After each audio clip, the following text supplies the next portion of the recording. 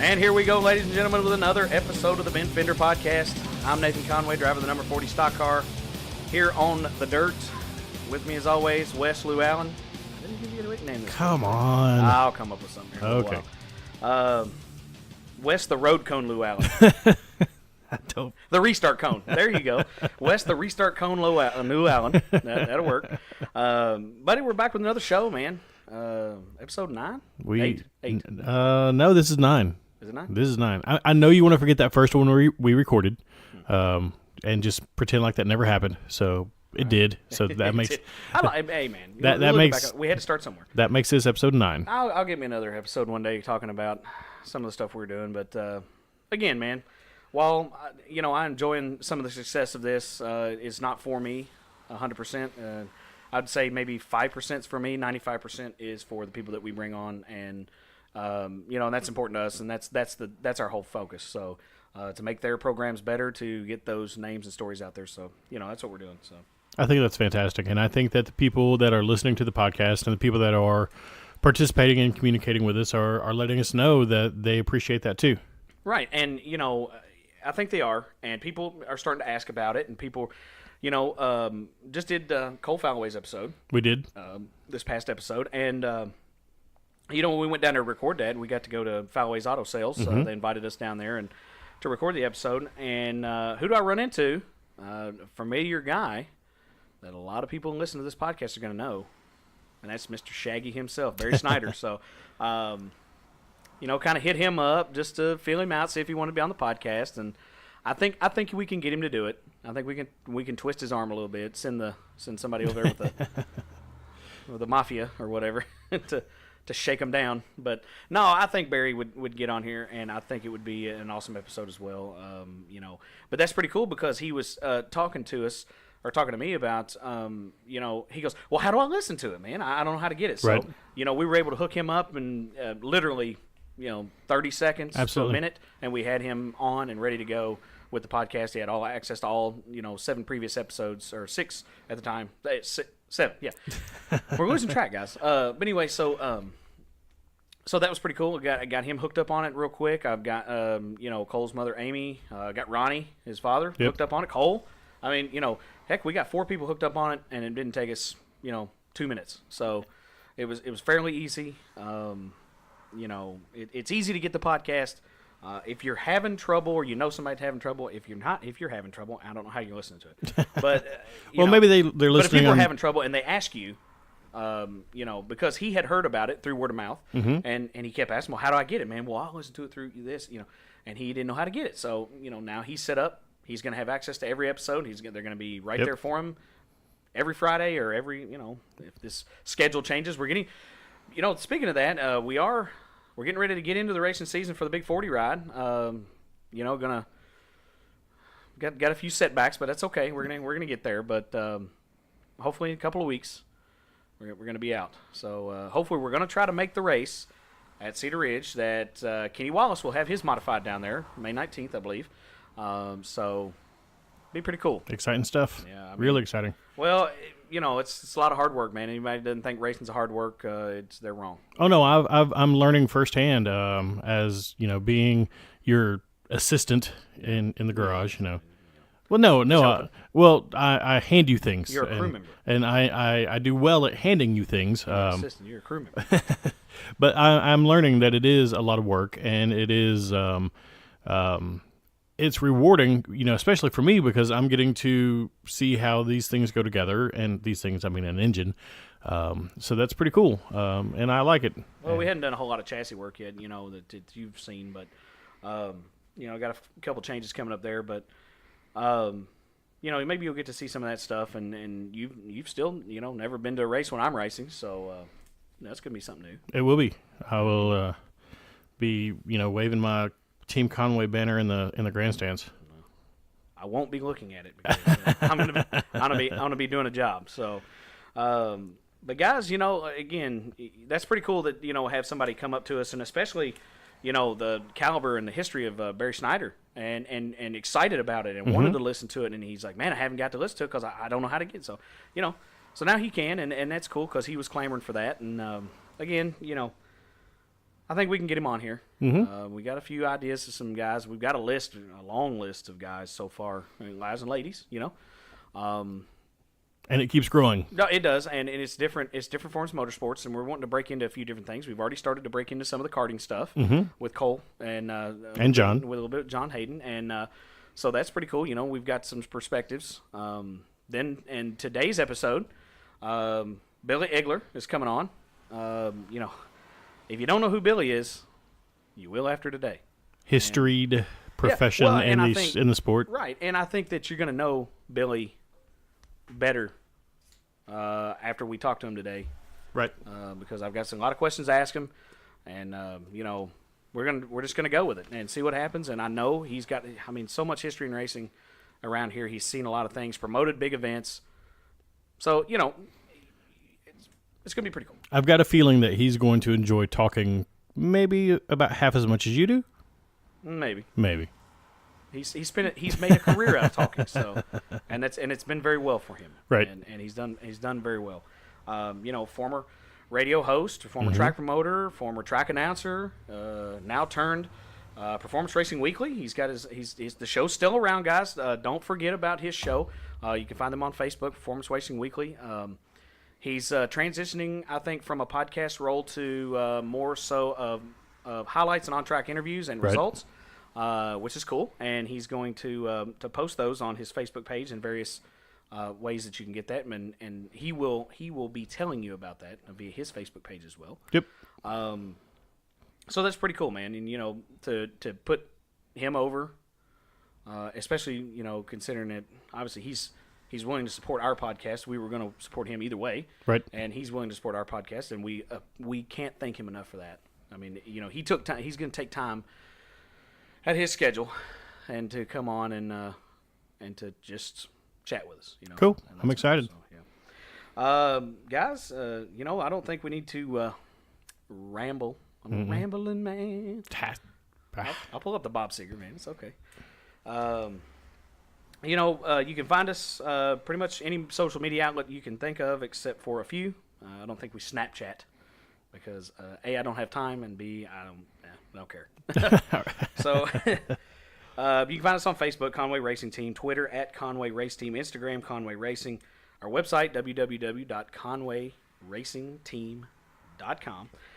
You can find the podcast there under our media tab, and along with photos, some racing videos. We're going to have to get some more racing videos up there. We just guys, we've been working so hard on the podcast and getting the car ready for this season. Yep. We hadn't had time to edit them, and as Wes can tell you, it's not just slap the old GoPro video up there. And it could be, but I don't want to. That's not the representation of your on-track product I want out there for the world to see. Well, sometimes I don't represent my on-track product while I'm in the car as good as I want people to see it. But anyway, you can find the podcast there under the media tab. You can also find us for all you Apple folks, iTunes, all you Android folks, the Google Play Store. You can find us on Podcast Addict, Podbean, Stitcher, TuneIn, Spotify, YouTube, at the Conway Racing Team YouTube. Carpet bomb. Yep. Just throwing the Hail Marys at all of the outlets for you to get your podcast consumables. Yep. So absolutely, that's pretty cool. So our sponsors, real quick: Mach 5 Race Cars, Parts and Carts, Fairview IT Management, Martin's Towing and Recovery, Chad's Barbershop, Glenstone Construction, Slingshot Media Group, Red Star Graphics, Casper Racing, Phantom 309 Racing, Blaze Mountain Racing. Podcast sponsor, High Octane Wraps and Apparel. Exactly, and I was getting to that before I was so rudely interrupted. Unsolicited testimony. I want to feel important too. I know. No, really, guys. We want to thank High Octane Racewear and Graphics and Apparel. Go see those guys, guy and lady, down at on West 2nd Street at Special Event Rental is where they're housed at, and a Monogram Boutique is in there as well for you ladies. Doing a lot of good stuff. They've designed our wrap again this year, and looks awesome, man. It does. It does. I'm showing it to you right now on my cell phone, so if you guys can see it, it's awesome. You're in awe. I can hear it in your voices. Yep, I heard it. A collective awe.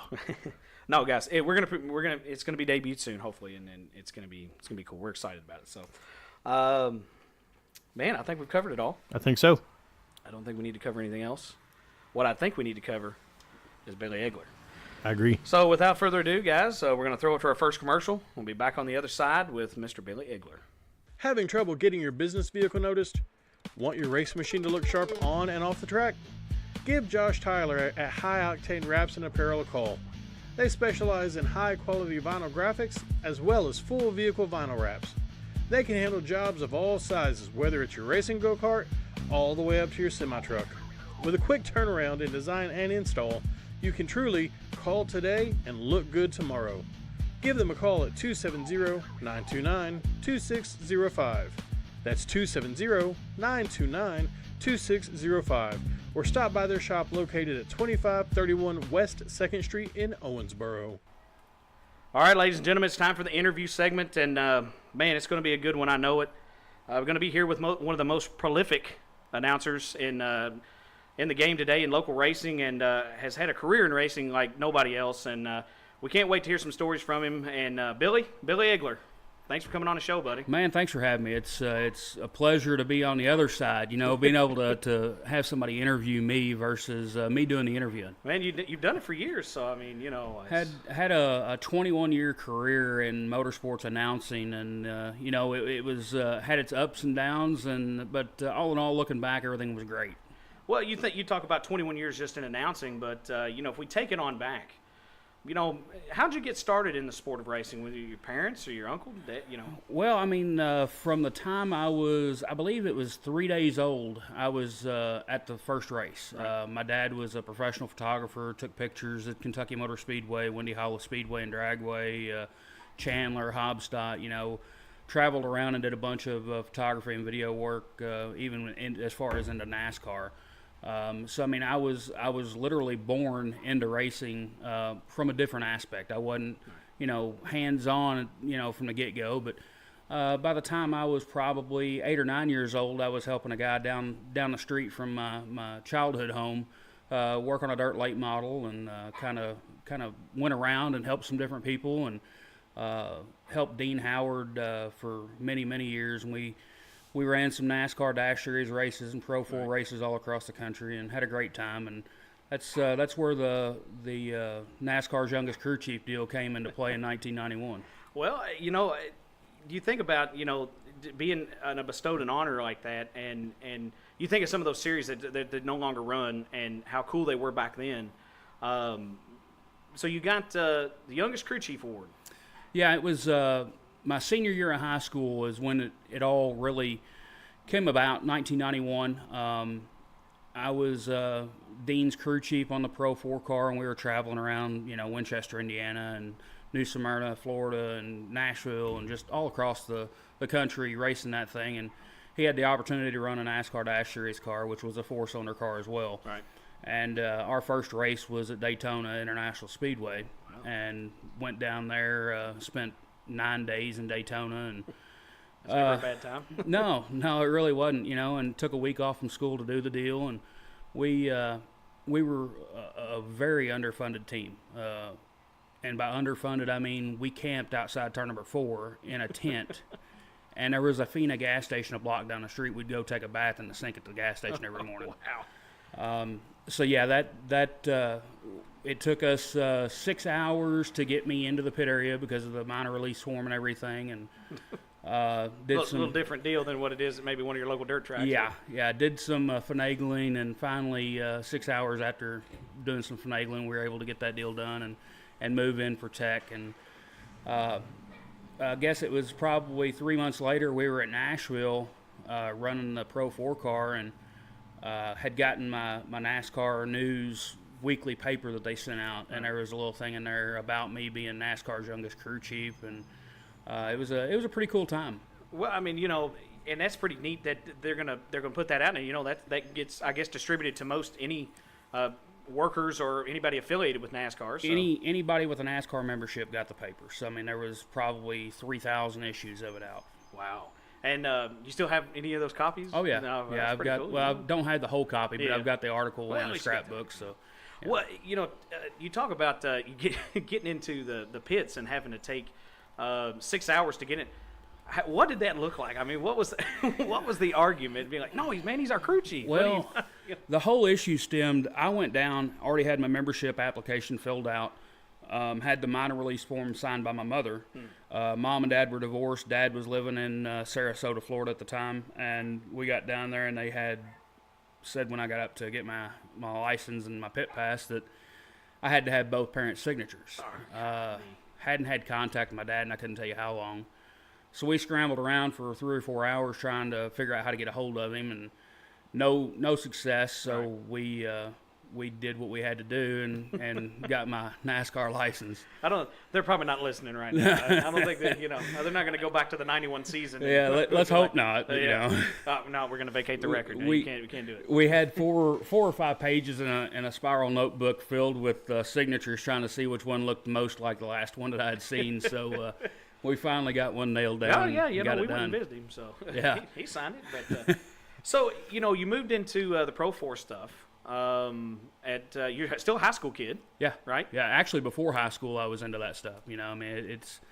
It's crazy to think back. In my lifespan behind a wrench or whatever in motorsports, I've worked on about any type of race car that there is, with the exception of an Indy car and a hydroplane.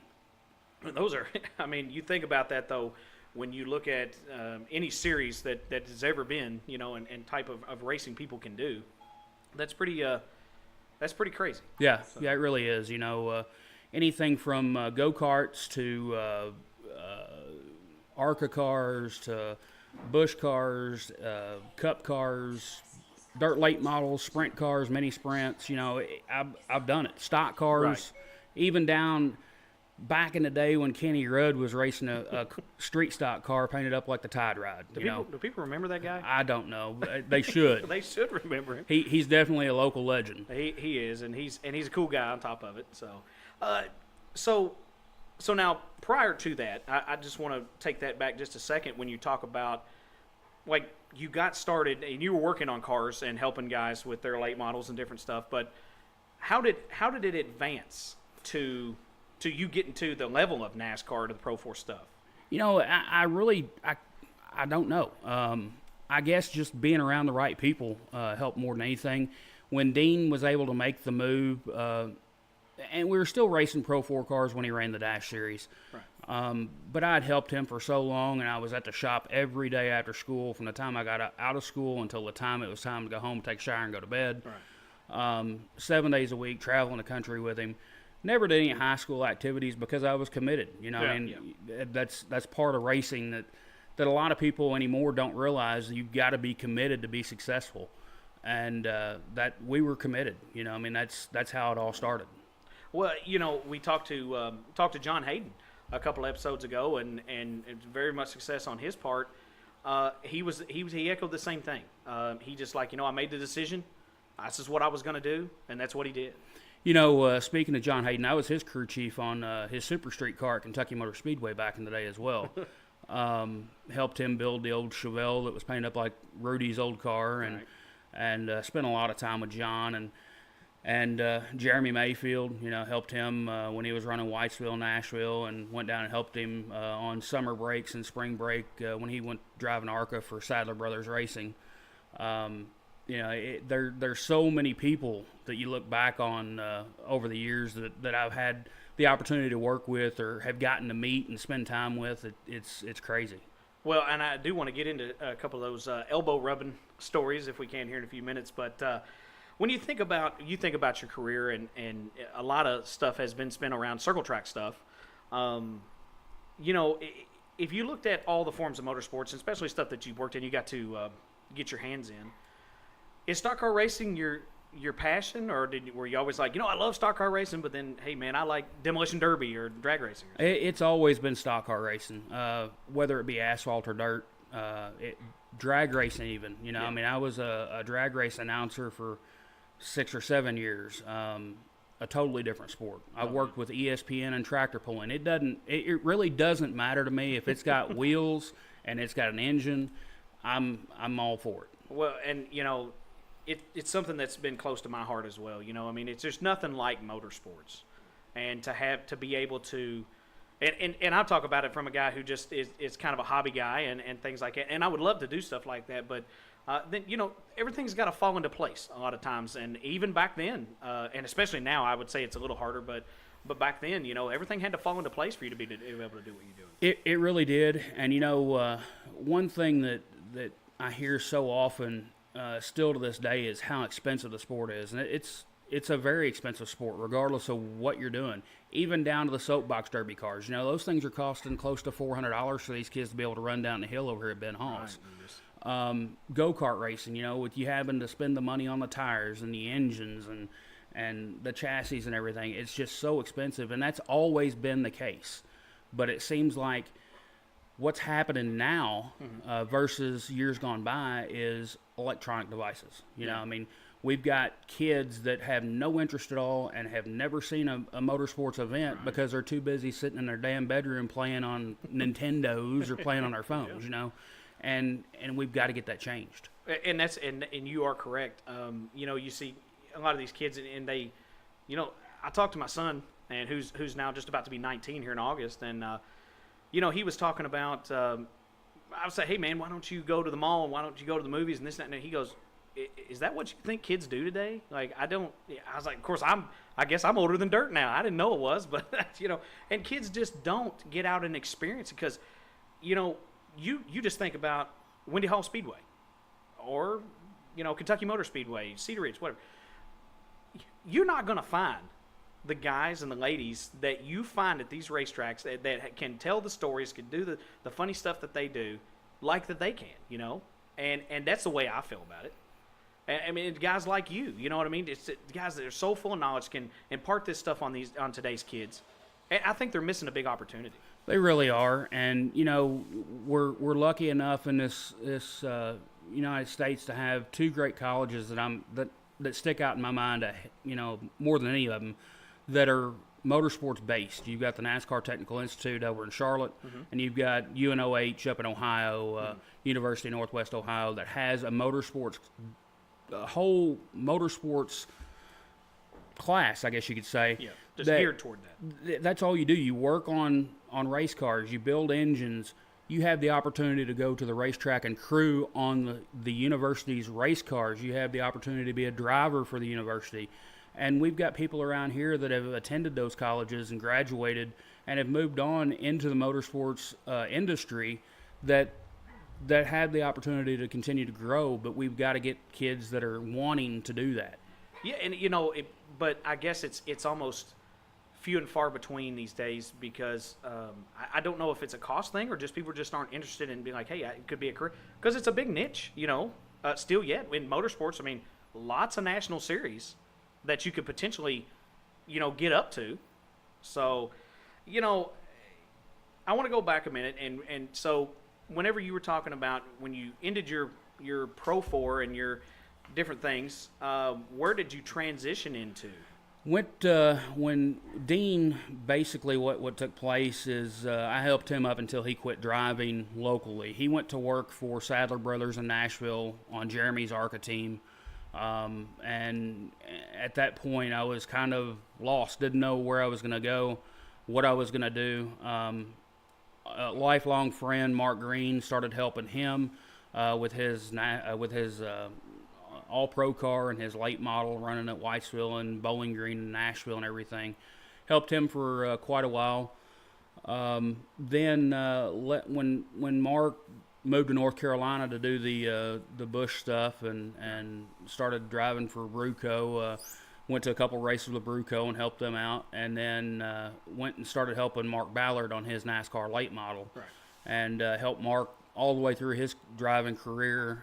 When it ended, that's kind of where I started just floating around and helping whoever needed to be helping, and started promoting races and doing different things. Well, when you made the transition, and you were like, and I know that must have been first a scary feeling whenever you achieved this level, and were involved in some of the NASCAR stuff, and then just be like, when the driver moved on and transitioned into other things, you're like, you were lost, and that must have been a scary feeling just because you're like, can I get back into doing this again? Is this what I want to do? Or what were your feelings? I mean, You know, it's strange because right about the time that Dean quit driving and went to Sadler to race, and they did their deal with Jeremy, and Jeremy made the move and started driving for Cale Yarborough Motorsports.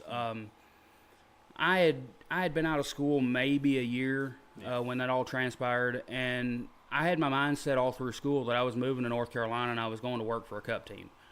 I had the opportunity. I had a chance that I could do that, and after thinking about it, I didn't want to. Ended up staying here and doing that thing, you know. And yeah, it was scary, but as a volunteer crew member, I mean, anybody's going to take a volunteer that has any knowledge whatsoever. Yeah. So I mean, it wasn't really that difficult to decide where to go and how to do it. Well, you know, I just think for me, I just sitting there thinking about that, and you know, you could have. And I'm not saying, you know, it was a wasted opportunity or anything like that, because it was. I mean, you know, we all have to make decisions in life, and we got to do what's best for ourselves.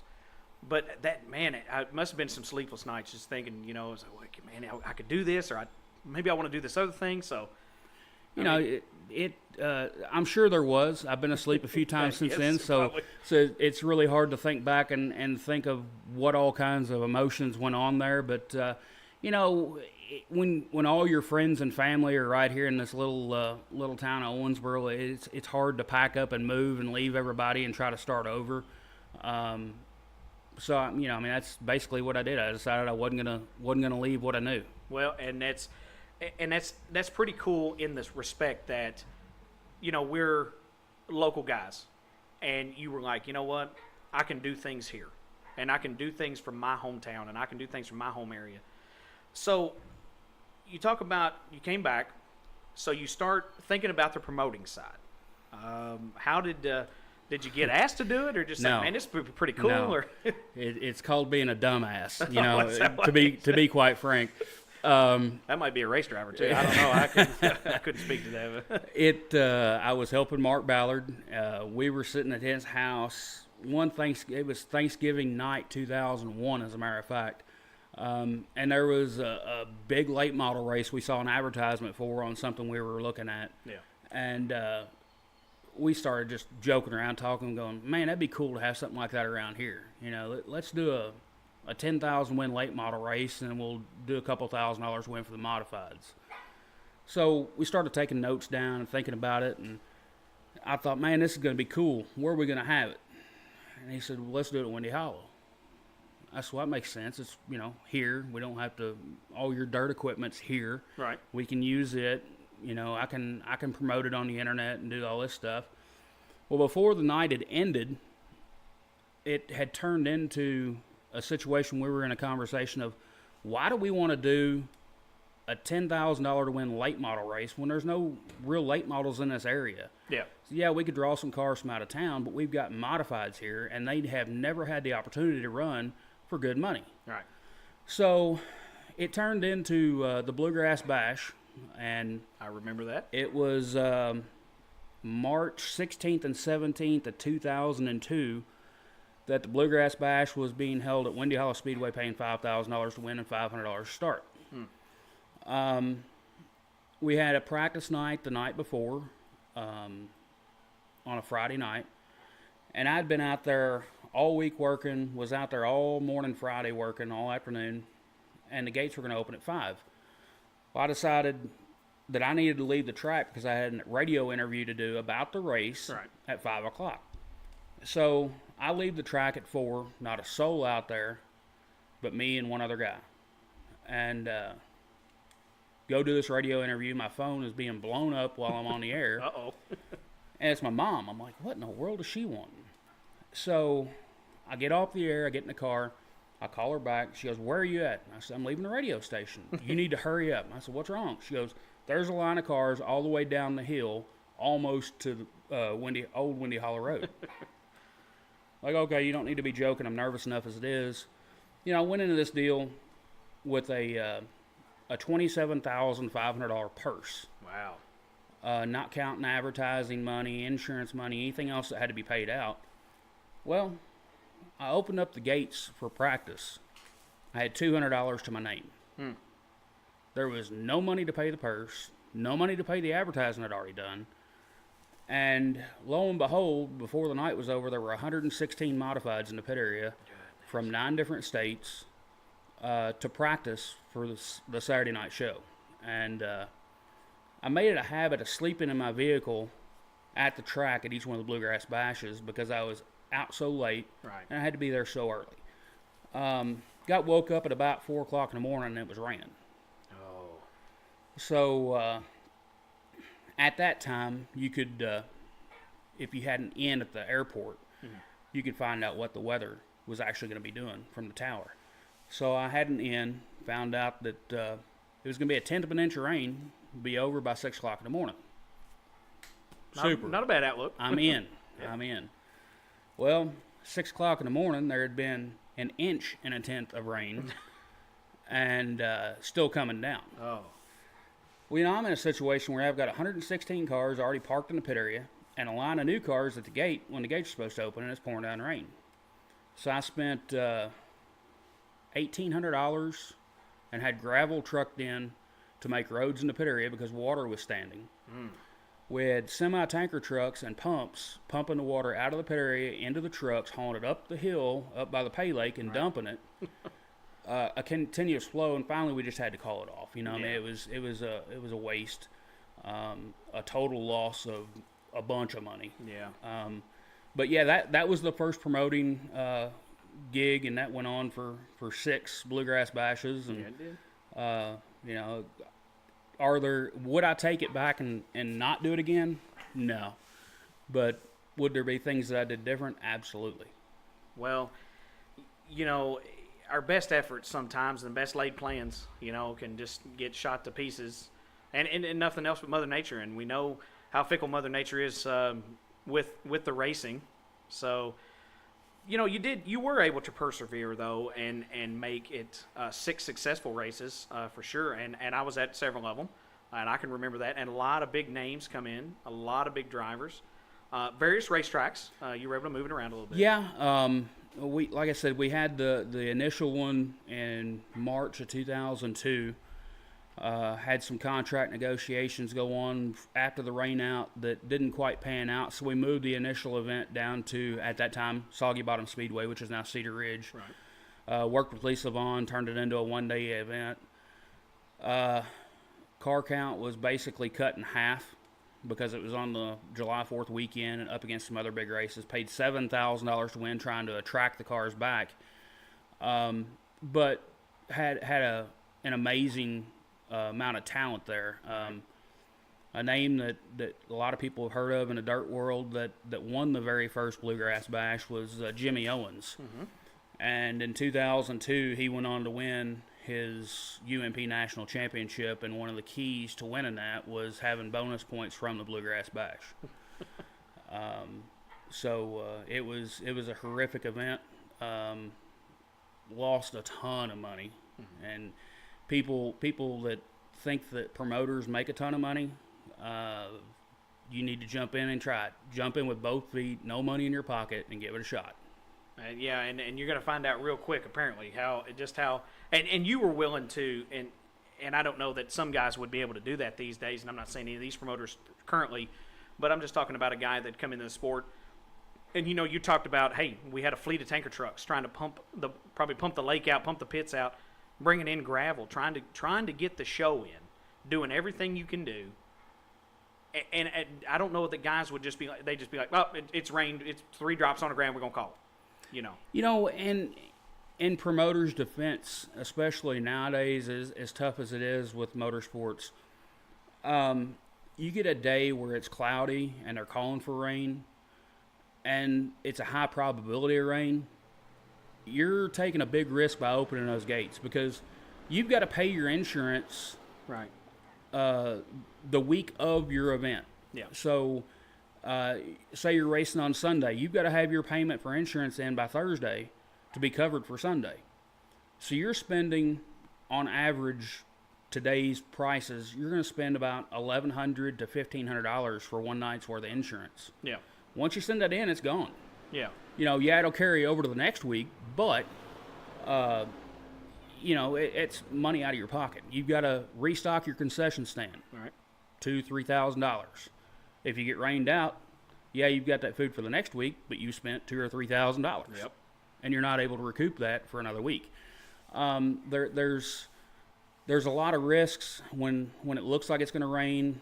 To opening the gates, you're apt to lose a lot of money, whether it does rain or not, because a lot of people anymore, if it looks like rain, we're not going to the racetrack. We're not going to spend that $10 to get into the grandstands and watch it rain, or the chance of it getting rained out and us being out that $10 and not getting our entertainment. Right. It's understandable, but that's the difference of race fans and racers today versus back in the day. Well, and I'm happy. One thing that makes me happy is that some of these guys, and who's had a tough go of it's been the Westerfields. It rained for 3.5 months, and they were trying, and of course they were behind the 8-ball on their track surface, and wanted to do something very well for the racers, and have done it, and it's going to get better. But they were been up to the 8-ball and not been able to work on the track, but they were so determined that we're going to do it, and we're going to give these guys a place to race.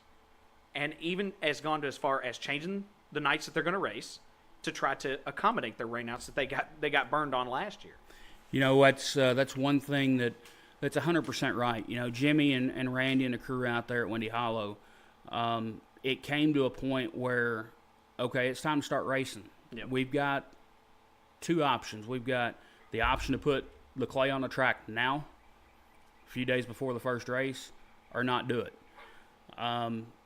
They're committed. Oh, yeah. They're in, and they're in for the long run, and that putting clay on a track, there was no possible way. The track needed to have clay put on it.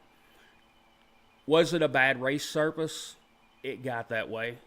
The only way to really have prevented that, besides the fact that if it wouldn't have been raining sooner, they would have been able to put it on and everything would have been fine. Yeah, it cured. But that short of a period of time, and you put 19,000 horsepower on it on the first night, it's a crapshoot. It is. And those mods, I mean, they are unforgiving on a dirt racing surface. So, well, Billy, I want to come back here in just a second. We're going to take our first break. Okay. Come back in a second. We want to stay on this vein, and we'll talk a little bit more about your promoting days. And we're going to throw it to commercial break. We'll be right back with Billy Egeler. We've got a lot of great friends and sponsors here at the podcast, and we want to take just a quick second to recognize one of them. It's going to be Martin's Towing and Recovery out of Owensboro, Kentucky. Anytime that you need any locksmith services, record services, or roadside assistance, don't hesitate to give them a call. 270-929-0718. Like I said, give them a call, 270-929-0718. That's 24-hour service. All right, we're back from the break and sitting here in the garage, the Egeler garage, no less. I've got the smoking pit behind me. And, man, it's smelling good, even though it's not running right now. But, Billy, we want to stay into your promoter days there. One thing that I always remember, and how I remember you when I started racing, we're now a long-time announcer at Windy Hollow, you and Jay. And you guys, or you, were the promoter, basically, and I knew you from there, and announcer for Western Kentucky Speedway in Nebo. Is that it?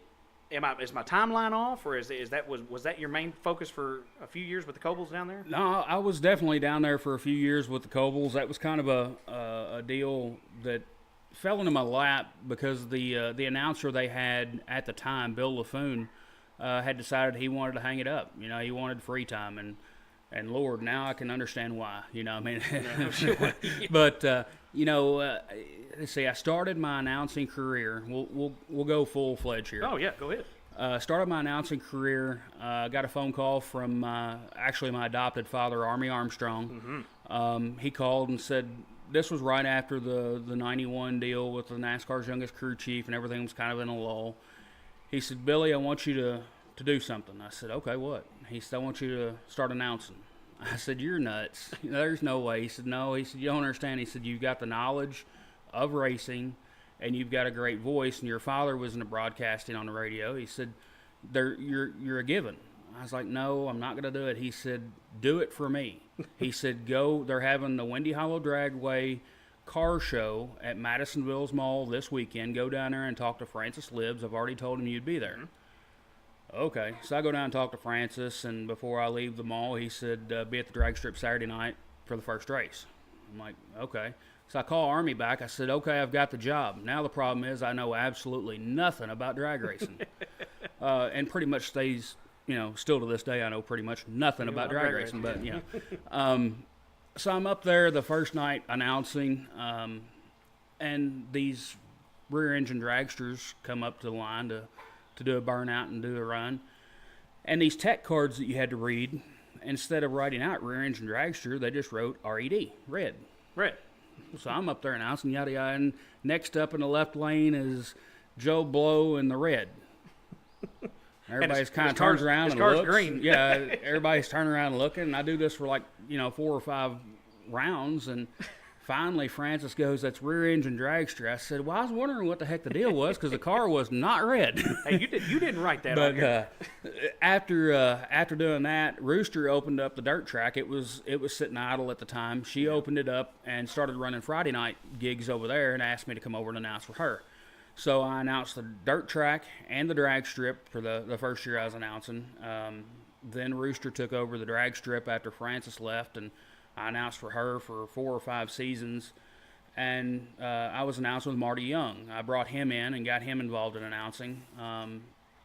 And I guess the end of my 5th year, Rooster decided she couldn't afford to pay 2 announcers, and I was high man on the totem pole, so she kind of let me go. But in turn, she got me a job at Bowling Green announcing for Dallas Jones. Right. So I announced down at Beach Bend at the drag strip and the oval track there for a while. At that time, I was also announcing at Chandler at the dirt track on Friday night. So I would announce Chandler on Friday night after work.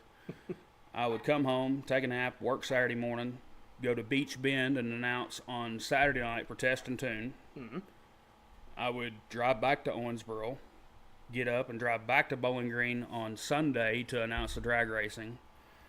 We'd get done drag racing 5 or 6 o'clock in the afternoon at Beach Bend, and I would hot tail it across the WK to Morton's Gap and announce the dirt track there on Sunday night, and come back home 2, 3 o'clock in the morning and start work and do it all over again.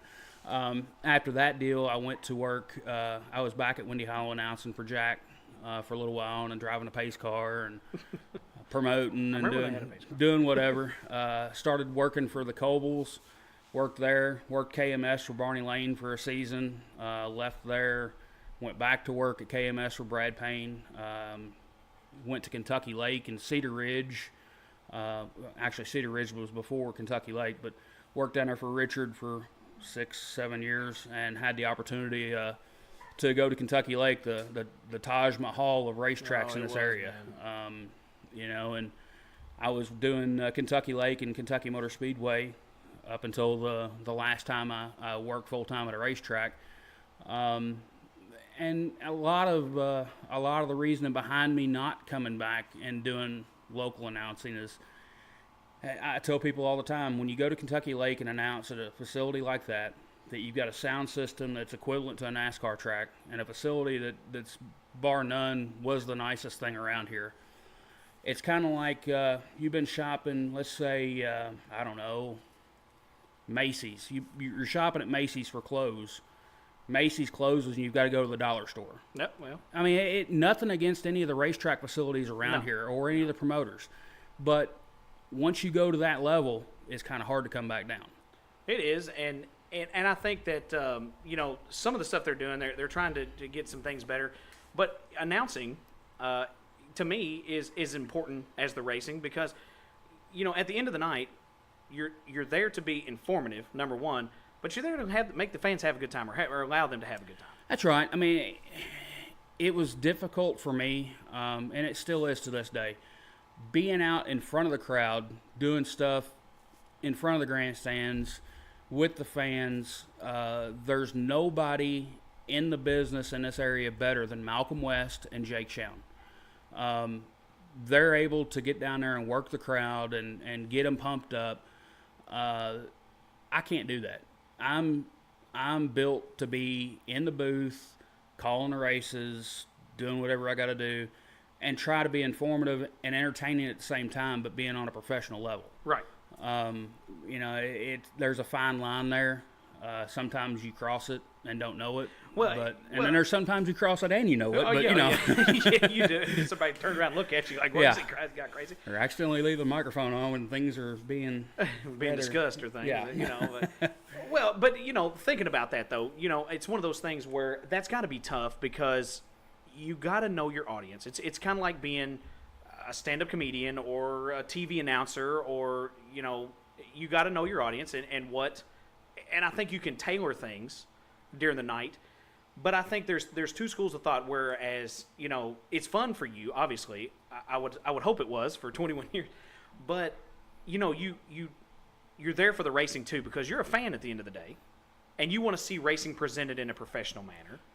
Yeah, that's exactly right. You know, being a fan first and foremost is probably the most important thing when you get behind the microphone, because you've got to throw out your favorites and stay, you know, as straight lined as you possibly can with the guys that are racing, and you've got to be a fan of racing. You know, I mean, as an announcer versus any other position at a racetrack, you've got to watch the entire track. Yeah. You've got to watch the entire show to be able to present any form of entertainment or information to the fans that are in the stands. Right.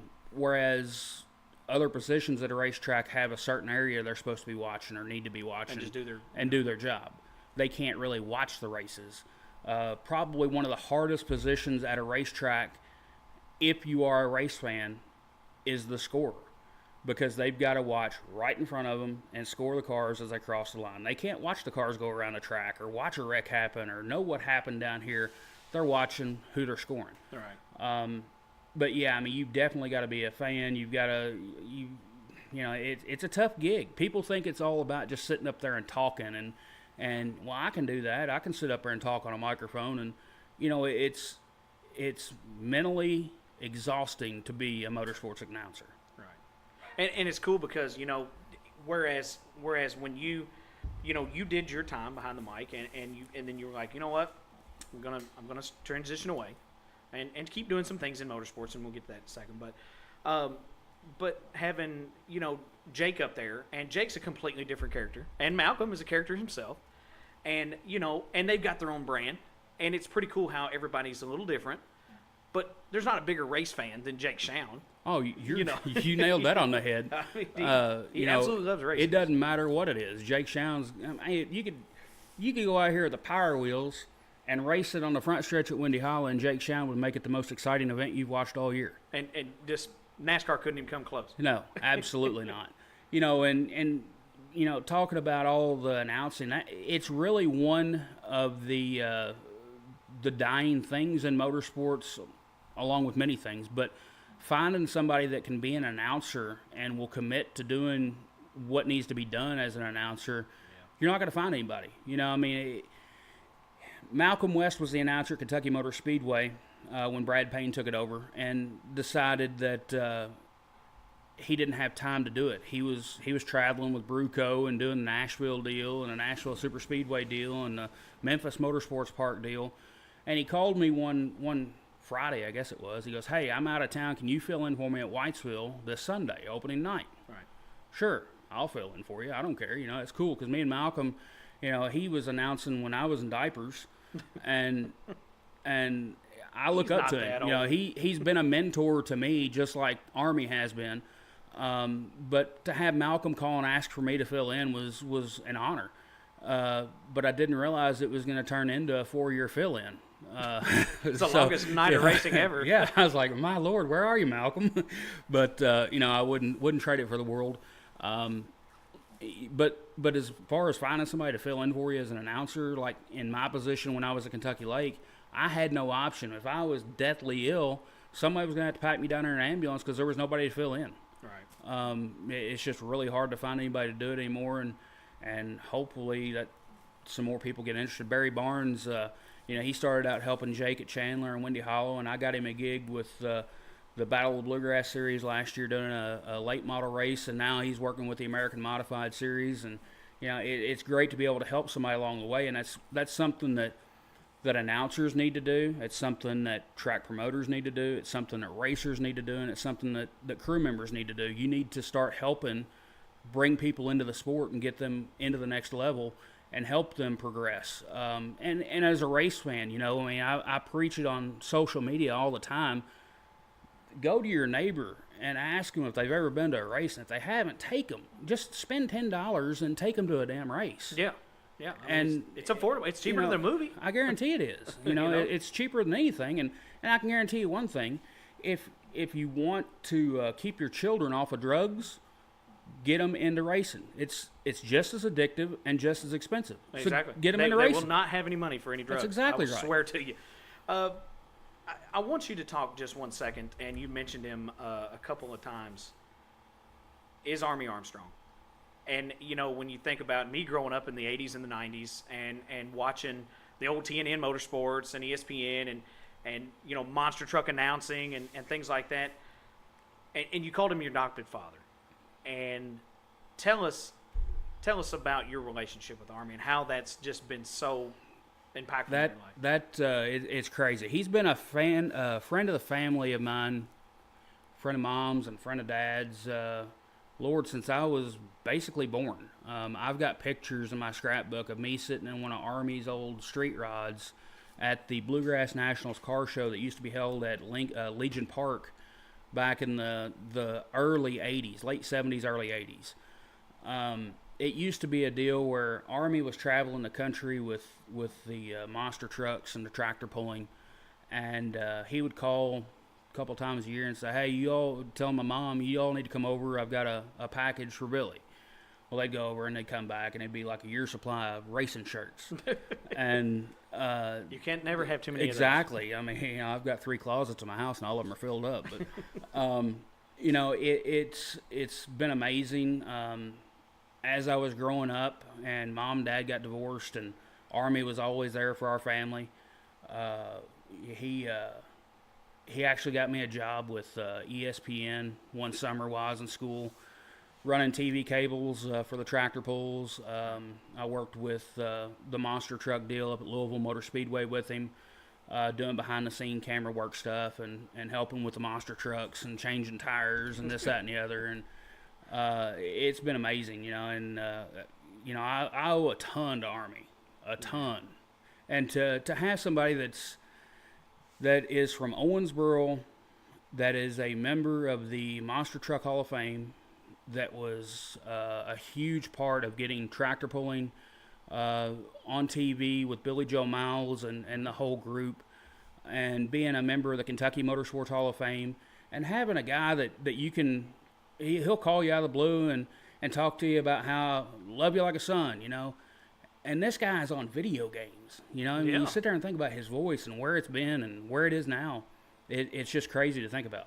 And that's not a guy who's slowing down in the world of motorsports, and not necessarily he's on TV or on the radio anymore, but you know, talked about he just visited Blake Smith's show the other night with the radio show and had some things to say. He's going to try to set a land speed record. He's out there, I believe it's this weekend. If it's not this weekend, it's next weekend. Bonneville, or he's in California, trying to shake down his Bonneville Salt Flats car. It's hopefully going to be the world's fastest 4-cylinder Honda to ever hit the Salt Flats. Well, I mean, you can imagine this is not an Accord, guys, or No. a Civic. You know, No. It's a specialty built, but you know, a guy who's just into it that much and was like, you know what, and he's getting up there in years. You know, he's been around the sport for a long time, but it's like, you know what, it don't matter. It doesn't. You know, his health has deteriorated over the past few years, and he's moving around a little bit slower than he used to. But you know, something that a lot of people don't know about Army, and he doesn't ever talk about it very much, is that man is one of the best artists that you have ever seen. Oil painting artist, sign painter. He's got some murals that he painted hanging in his garage of Tommy, Nicky, and Roger Lee. You know, It's the Hayden brothers. so many different forms of motorcycle racing, which he's a huge fan of motorcycle racing. You know, and so many different types of items that he's painted hanging in there, and it's something that you would think you were walking into an art gallery and you're getting ready to purchase a several $100,000 mural. And to be somebody who's just can transition to that too and create those works of art, especially with our local talent. I mean, and Nicky, sadly we lost him here recently, and that was a tragic loss, especially for this area. But the other brothers are still persevering a little bit and still racing. And and there's a ton of two-wheel talent in Owensboro, Kentucky that a lot of people don't realize. You've got J.D. Beach, Hayden Gillum, and Nick McFadden all running on a pro level, along with Roger Hayden. Doing our city and state proud. Unfortunately, Jake Lewis, who's from Princeton, Kentucky, he's another one that has kind of adopted Owensboro. He spends a lot of time over at Earl's house training and running around town here with Roger and Nick McFadden. But sadly, earlier this week he lost his father in an automobile accident down by Princeton, and thoughts and prayers are with him. But they're racing in Virginia this weekend, and Jake took it upon himself. His dad was one of his biggest supporters and got him started in the sport of motorcycle racing. And he made the comment that his father wouldn't want him sitting there dwelling on what took place. He would want him lined up on the grid and racing.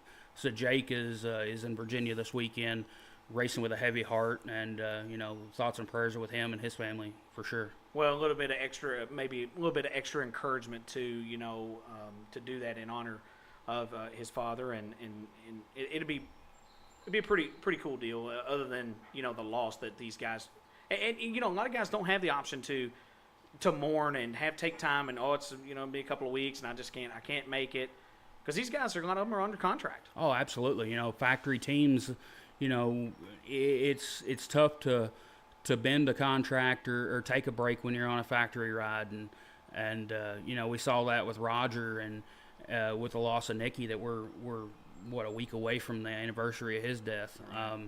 Roger was there. He kept himself out of the limelight, but he was there to race and did it for Nicky, and that's what Nicky would have wanted. There's no doubt about that. Tommy now, head of Monster Energy's motorcycle division as far as marketing.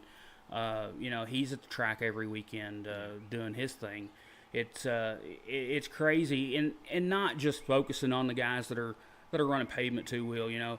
J.D. Beach, Hayden Gillum, Nick McFadden, Jake Lewis, they're all running flat track bikes. They're all running motocross. There's so much talent on two wheels here in Owensboro that you never hear about, and that's one sad thing about our community is we've got a great newspaper with the Messenger Enquirer, but they don't give a damn about racing.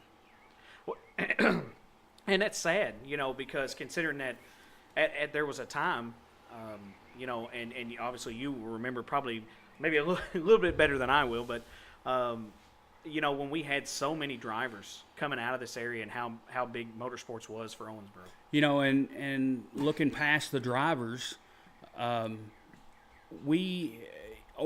Kentucky had more crew members per capita in NASCAR than any other state in the United States. At one point in time, there were 75 Owensboro, Kentucky residents in Mooresville, North Carolina, working on NASCAR teams. And just think about that. But I guess when you think about it from the standpoint of you had all these guys out there, it's what these guys did week in, week out at Kentucky Motor Speedway and different places, and they took it seriously and they committed, just like you said. And that's exactly right. We still have several guys from Owensboro that are in Mooresville working on teams.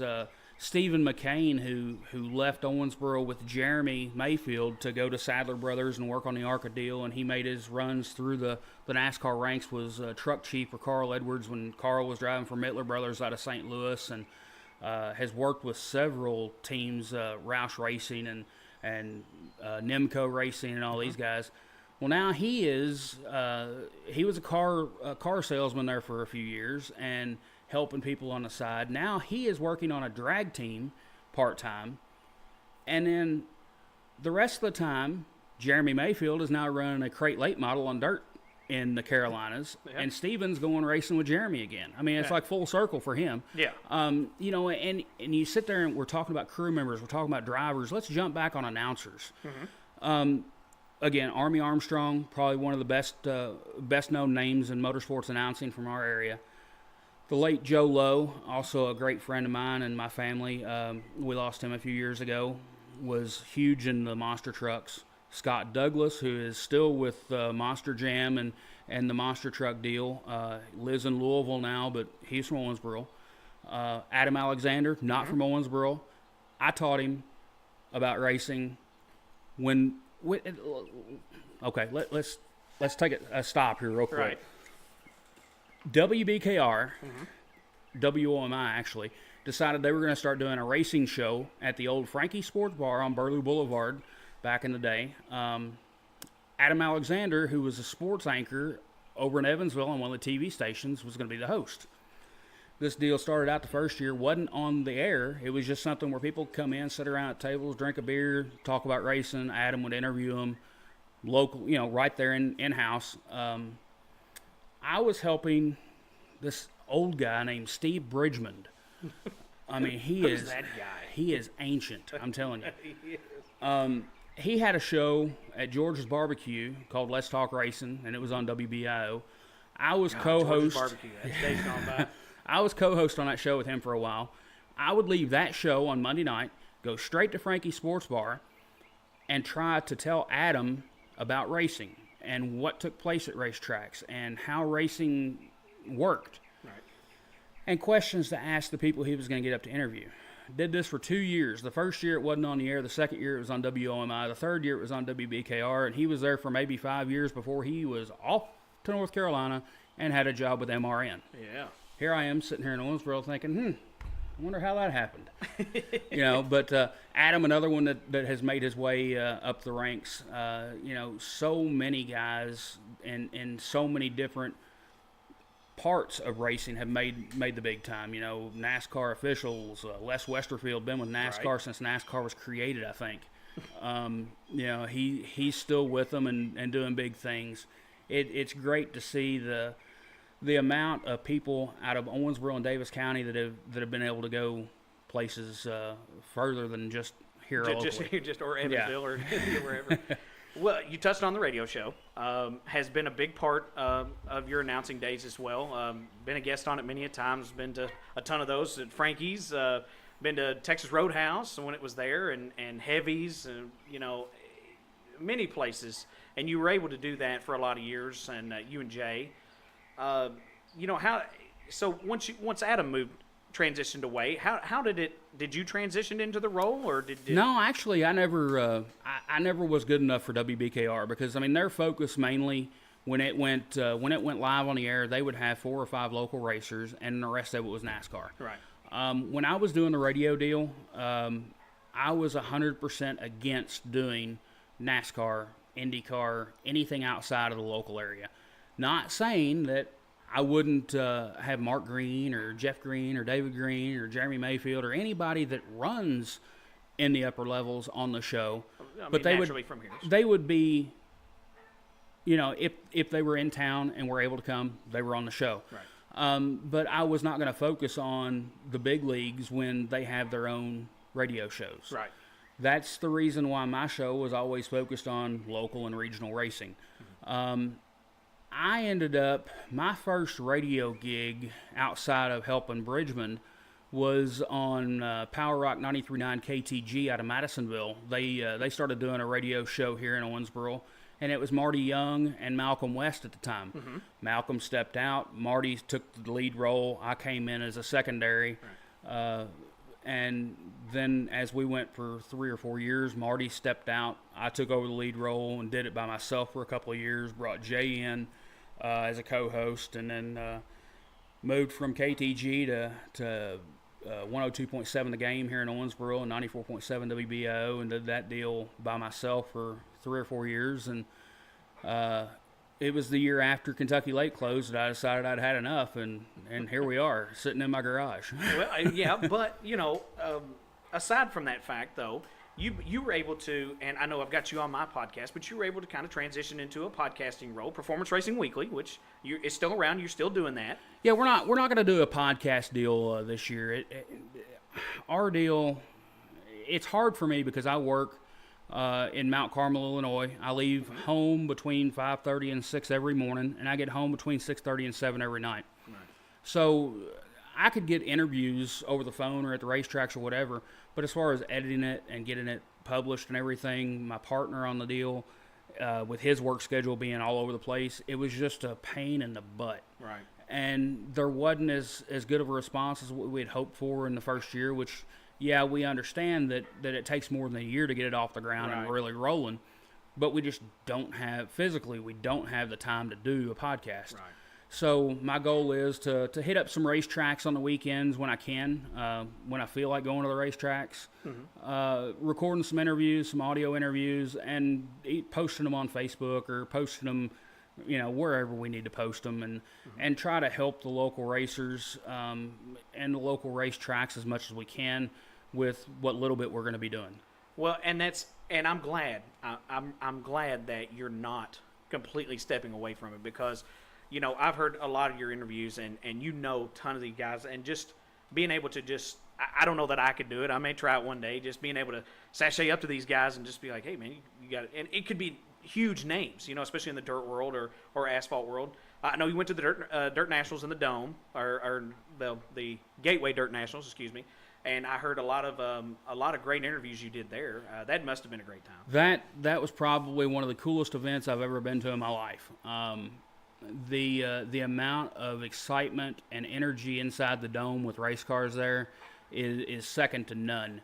I don't know for sure I'll be able to go back this year because I have to work the PRI trade show in Indy the very following week. Man, that's a big one. And that really takes a toll on a person when you're in a booth, and you're up there for 4 days and on your feet for 10 hours a day. And but I would love to go back. If not this year, then next year. They again moved the dates before PRI, where last year it was after PRI, and I was able to recoup a little bit before.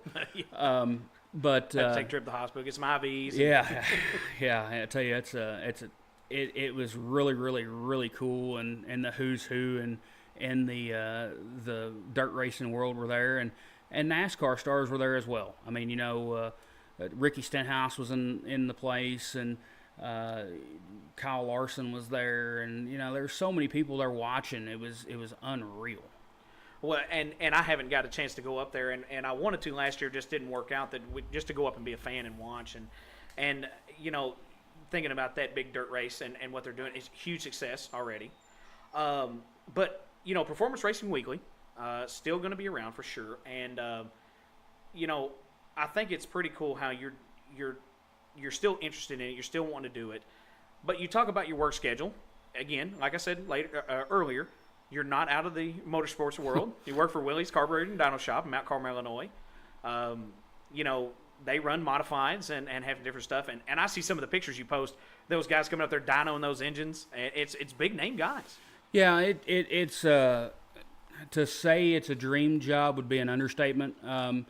For so many years, I worked at a brick manufacturer here in Owensboro, and was actually my position was eliminated after 19 or 20 years there. Just suddenly eliminated my position, which was a position that is still there, but it now laid in the hands of a guy that had 2 other positions at that time, and now they added 2 or 3 more positions onto him and kind of shrunk everything down. Needless to say, I was unemployed for a year and a half. Willie and Will and that family I've been friends with for 10 years or so, lettered their cars for a while and went to the racetracks and helped them locally.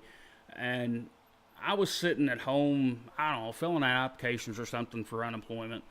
And I get a text message from Willie. Says, you still unemployed? I said, yeah. He goes, can you sell carburetors? As a matter of fact. Can you sell carburetors? I don't know anything about them, but, I'm sure I could learn.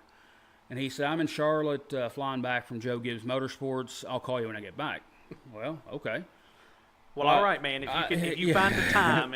I didn't hear anything from him for 2 or 3 months. I'm like, man, that plane got lost. That's it. We got to go looking, man. But my sister had passed away, and I was at the funeral home for her funeral, and I got a text message, and I looked down, and it was Willie. And he goes, "You still unemployed?" I was like, "Yeah, just the You same keep as asking me same this. as I was when you asked me 3 months ago." But yeah, I'm still Are you looking. rubbing it in, man? He said, "Come in tomorrow." I told him the situation. He said, "Well, when things calm down, come in. You've got a job." So I went up there. It's been almost 5 years now, and probably the coolest job that I could ever dream of. Yeah, I'm working on carburetors every day, and people might think, "Man, that's got to be boring," but it's like anything else. Each one's a little bit different. You never know what you're going to be getting into when you get into one. But the people that when you answer the phone, you don't know if it's going to be Kyle Busch, you don't know if it's going to be Tony Stewart or Jimmy Owens or Scott Bloomquist, or it could be Nathan Conway, or it could be anybody. You don't know who you're going to be talking to, but it's rather gratifying knowing that you've worked on somebody's stuff, or you've built them something, or you've dynoed their cars on the chassis dyno, and they go out and start picking off wins, and it could be a win at Cedar Ridge Speedway, or it could be a win at Daytona. Yeah. It doesn't matter. Once we worked on your stuff, you're part of our team. It's kind of like a big family. We're there all the time to help. And it's super cool. Well, and again, being able to do that, and people are like, "Well, it's just a carburetor. It just sits there." Well, you know what? The bricks were too, and they just sit there. And yeah, they're going to build a house. But look at the stories where that carburetor could go. That's right. And who could have their right foot controlling that thing, and for race wins, contending in national series. That's a good feeling, man. And it doesn't mean a lot to a lot of people, but you walk into our shop and there's banners hanging there from Jeff Green's Busch Grand National Championship, where Willie built his carburetors. There's one of the oversized checks from when Donnie Moran won the $1 million late model race at Eldora. Willie built his carburetors. When Joe Nemechek first got the nickname Front Row Joe, there's a banner up there congratulating him on a pole position at Pocono or someplace. Willie was with Joe Joe Nemechek. He built carburetors for Penske. He built carburetors for Joe Gibbs. We still do work for Joe Gibbs and Hendrick Motorsports, and all the way down to the guy running a bomber car. We're that big of a business that we've got carburetors all over the world. We ship stuff to Australia and just all kinds of places. We've got carburetors in South Africa. Who knew they had cars in South Africa? Yeah. Well, damn, I thought they were all mules and buggies. Yeah, I didn't know. Well, they got to have a carburetor for it. That's right. I mean, you got a carburetor for your freaking That's smoker right. behind here. It does everything. That's right. But, you think about that, and everybody's important. Whether you are a Kyle Busch, a Scott Bloomquist, down to the guys running bomber, everybody's important. And everybody needs a carb, and it's an application, and you treat them professionally the same way. You've got to. It doesn't matter if you're buying a 2-barrel from us, if you're sending us a 2-barrel to have it converted over to something we run, or if you're buying one of our most expensive Super Bowl carburetors.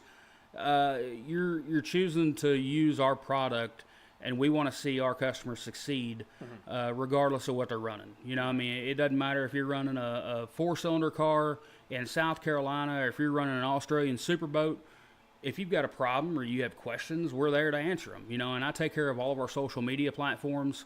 And it's a 7-day-a-week job, because basically it's about like being a sign painter or a graphics guy like I've been in the past. Your phone's going to ring 7 days a week at all hours of the day or night, because people are on all different time zones and want to know something or need a question answered, or what should we do, or why is it doing this, and you've got to be there for them. Right. Well, they pay your bills. Yes, so we got to pay our bills real quick, and I hate to derail the fun, but we got to. So we're going to go to a quick commercial break. We're going to come back on the other side, and we're going to get some more juicy tales for sure, and some other topics. So stay tuned. We'll be right back with Billy Egeler. Let's face it, we love racing, and we need to keep those race machines in tip-top shape to stay competitive. That's why we rely on Mach 5 Race Cars and Parts, located at 2035 West 2nd Street in Owensboro, Kentucky. They specialize in stock cars, but you'll find all the parts you need for your racing go-karts as well. They are your go-to experts for parts, wheels, tires, fuel, and a wide array of other items to keep you on the track. They have hundreds of parts in stock and can special order thousands of others. Give John Hayden a call today at 270-240-5587. And we're back with Billy. Billy, I want you to talk about something real quick. Racers and people involved in racing are quirky, and I don't know if you've had any of these, or you can talk about when you're lettering race cars. Your successful business for a lot of years, still doing it. There's a few cars out on the track we're going to see and have seen that are hand-lettered race cars. Did you ever have any rituals that you went through whenever you were a crew chief or in the booth? Things that you just had to do. It was just like, well, man, that's my weird habit, but I got to do it, or I'm not going to be successful, or you didn't think so. Man, the only one I can really think of, and honestly, it's something that everybody, whether you're in racing or not, does. You've got to wake up. I get out of bed and I'm ready to go. I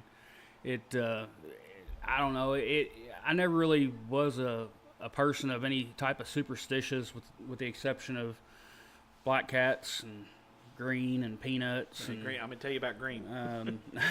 Things like that. But no, really, I didn't. Making sure you're awake and ready to go. You got to be focused and committed.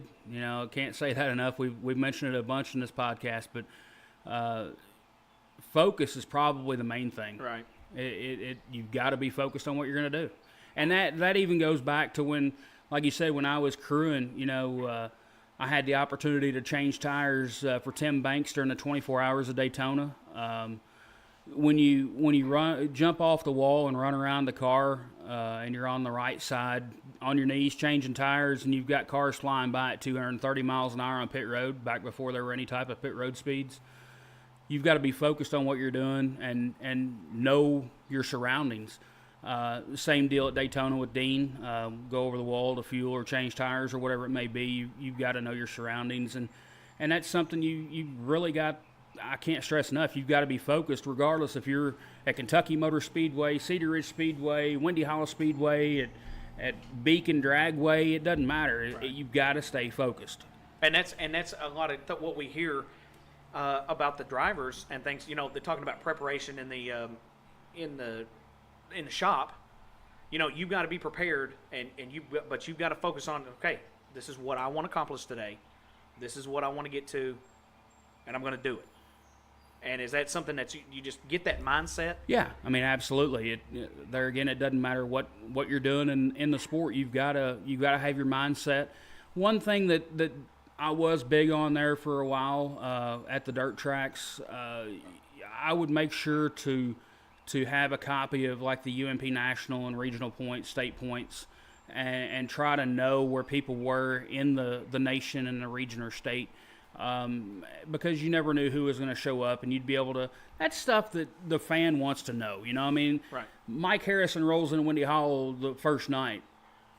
Some of these people sitting in the grandstands have never heard of Mike Harrison. Mike Harrison was the winner of the 2004 Bluegrass Bash. Write that one down. Write that one down. Right. Mike Harrison is a 5-time UMP national champion. Right. He's from Highland, Illinois. People from Owensboro, Kentucky that don't follow modifieds don't realize that he's a 5-time national champion unless Jake or Barry told them. So knowing where somebody ranks in the nation or in the state or region or whatever sanctioning body they may be in, for an announcer it's important to know to be able to give that information to the fans. Well, I think from that, like you're saying, it makes you, while it paints them in a great light, but it's going to make you sound credible. Right. And that's a big thing. Yeah, You yeah. know. You don't want to sound like Bozo the Clown up there, and hey, this guy, he did pulled something. over He from, got a number on his car. I don't know what he's done in the past, but he's got a good-looking race car. That guy's got some tires on that car. It's crazy how many people. And one thing I really prided myself on as an announcer, and a lot of people probably got tired of hearing me ramble on a microphone, but as an announcer, regardless of the form of motorsports, the most important thing that you can do is mention the race car's sponsors. Exactly. There are so many people that are announcing anymore that'll rattle off a name, a hometown, and a car number and never mention a sponsor, well, that's part of the reason why it's so hard for a racer to go get a sponsor anymore, is because they don't get mentioned at the racetrack in front of 1,000 people. Right. If you aren't mentioning the sponsors, then you're not doing our sport any justice at all. Well, because if you're not, and a lot of times, you know, most of the fans aren't allowed in the pits unless you get a pit pass, so that you can't transition back and forth and go look at the race cars. But, you know, when they're flying by you at 60, 70 miles an hour down the front straightaway, can you read that? Can you read the sticker? You know No. what I mean? But that guy up in the booth was able to tell you that he was sponsored by this person, that person, this business, that business, and that's important to him. Absolutely. You know, and that's one of the reasons why the Bluegrass Bash 3 that took place at Western Kentucky Speedway back in 2006 had the sponsorship of the United States Army and Red Bull energy drink, is because they knew that I was going to take care of them as sponsors, and they would be mentioned regardless of how many times it was during the night, and they would be on all the printed advertising and everything. Right. You've got to have a little bit of credibility to present to these sponsors that you can actually say, hey, you know, I'm going to be on a radio show or I'm going to be on a podcast, and your name's going to be mentioned to 50,000 people over the radio, and that is free advertising for you. Absolutely. Or I'm going to have my car on display at your location on May 7th from 2 o'clock till 5 o'clock, where people that are driving by can see it, or people can stop and see it, and kids can sit in it or whatever. You've got to be able to help the sponsor to be able to keep them in the sport, and the sponsors are what keep our sport alive.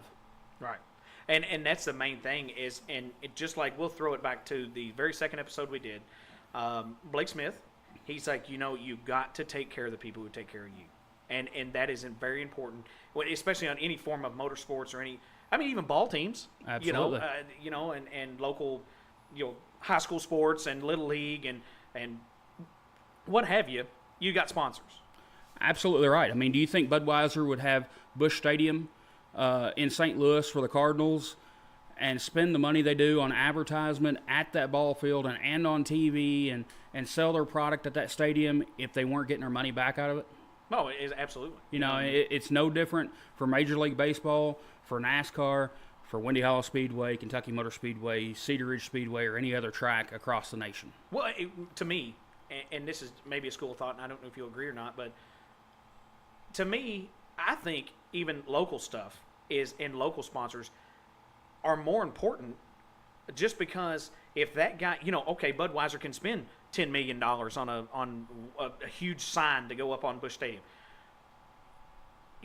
Joe's repair shop down the street can afford to give me $100. Okay, that's going to help me out. Joe's going to get his sticker. Joe's just as important as Budweiser to me. Absolutely, and that's the way it should be for every racer. It doesn't matter if it's a go-kart or if it's a soapbox derby car or what it is. If you're giving someone money, they need to be promoting your business. Exactly. It's no different than, if I was to give you $50 and say, hey, I want Billy's Badass Barbecue on your race car, what am I going to get out of it? Right. Okay, I'm going to get a sticker on your race car. But as a driver or a team owner, you need to make yourself go to these radio shows, do these podcasts, put your car in front of people, whether it's sitting out in front of a gas station, Right. for an hour putting gas in it.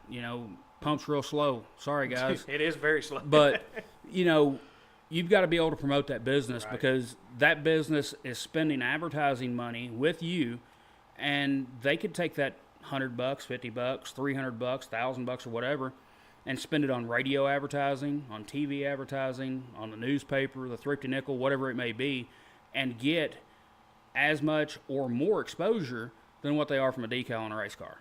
Right. But and I see that, but if we're not doing what we need to do, and this is new to me, and racing's not new to me, but I've always had stickers, and we've had the mindset to where we've switched it, and while this is to promote other people and to benefit other people, yes, it is to be, it's for our assistance as well. Sure.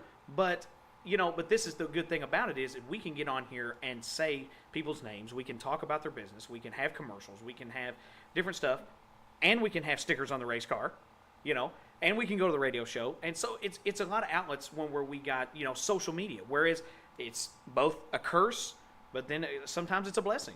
Absolutely, and so many times we see where it is used as a curse, and social media avenue could be so huge, not only for racers but racetracks and businesses. But then you've got these keyboard jockeys and want to be, for lack of better terms, Billy Badasses, and never show their face and never support anything that has to do with anything. And that's really hurting, I feel, and there's people that will disagree that it doesn't hurt, but I think 9 times out of 10 it is hurting. Well, I don't want to touch on it just yet. Okay. I want to get back in that because right. I've got a thought and I want to bring it up to you. Oh Lord, I saw the smoke. I didn't know if my smoker caught on fire or what. I'm burning up. I'm spinning out. I'm spinning my tires. Along those lines, though, we talked about the kids earlier. What would you say?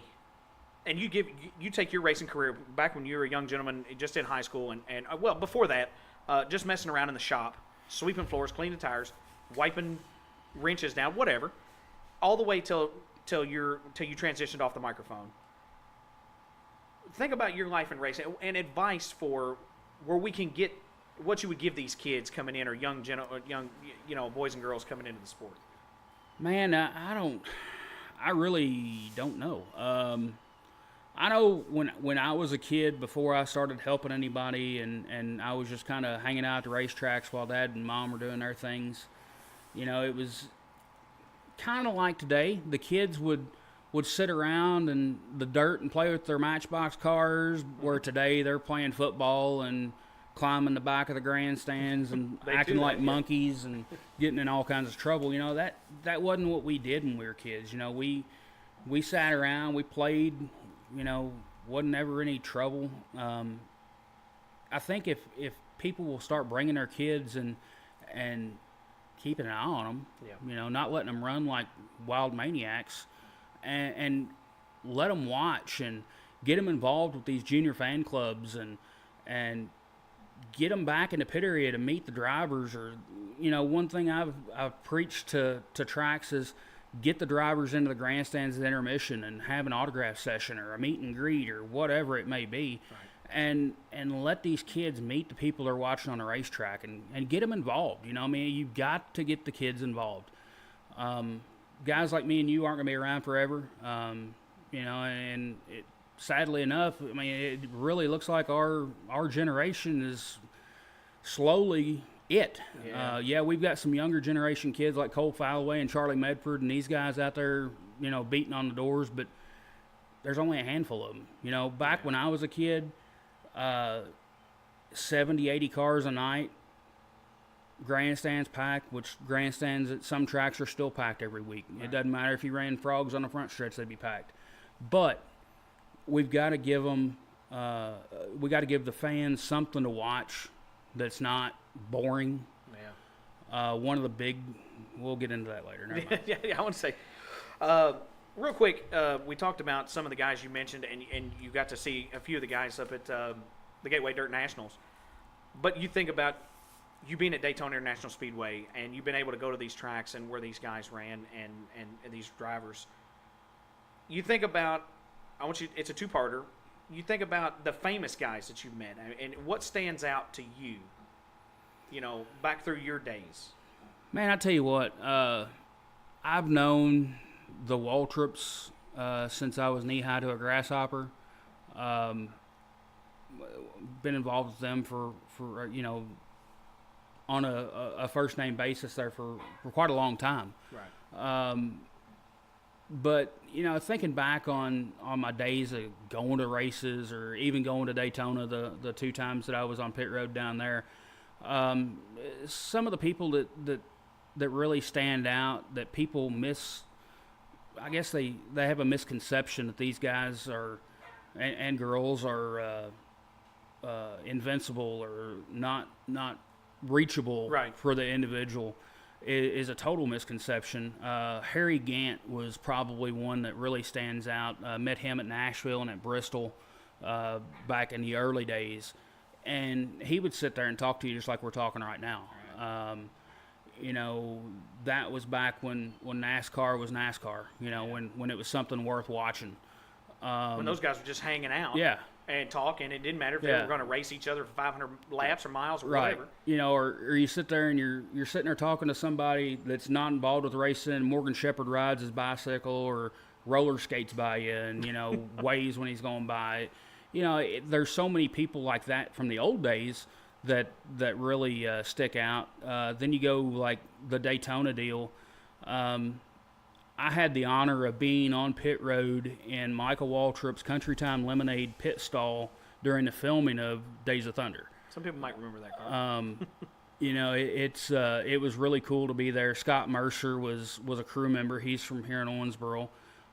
We were down there racing, again, underfunded, had no radios. We were doing everything off hand signals and pit boards during practice and everything. Scott came over and said, hey, He was good enough for the Kings. yeah, Mikey Waltrip wants y'all to come over to his garage. Bahari's going to let y'all use radios for the race. Well, that's cool. We've never used anything but a CB at Sandusky, Ohio. So Break 1-9. yeah, so Mercer was rolling tires on the dolly over to the pit stall, dropped them off, came over to our garage area, put me on the tire dolly. He said, come on, we're going over to the Cup garage. I said, I can't. I've only got a credential to go into the Goodies Dash Series garage. He said, you're with me. Get on this cart. So I got on the cart, and he rolled me through the gate, no questions asked, walked up in the garage and hung out there for a little bit, and we're able to get some radios and roll back over to our garage area and do that deal. So, I mean, you know, the people that are involved in these big time sports you see on TV, majority of them are as down to earth as anybody. Right. One of the people that sticks out of recent era that is a true testament of that is Nikki Hayden. You know, I mean, Nikki, a neighbor of mine, wasn't anything to stop and talk to him, you know, in the afternoons or in the mornings when he was out on a run. And he was a guest on my radio show a couple of times. And, you know, I considered him a good friend. You know, there wasn't a time that I couldn't reach out to him if I had a question or needed something, and he was always there. You know, it's cool to know so many of the people that have made it that are so level-headed and so down to earth. Well, and you're always going to have guys that, and eventually, you know, you're going to find them in a group of 100 guys or ladies. You're going to find a couple they're on that level, you know, that's just like they're not really approachable. But then you're going to find a bunch of people who are just common as dirt, just all shucks. Hey, man, I'd love to talk to you. No problem.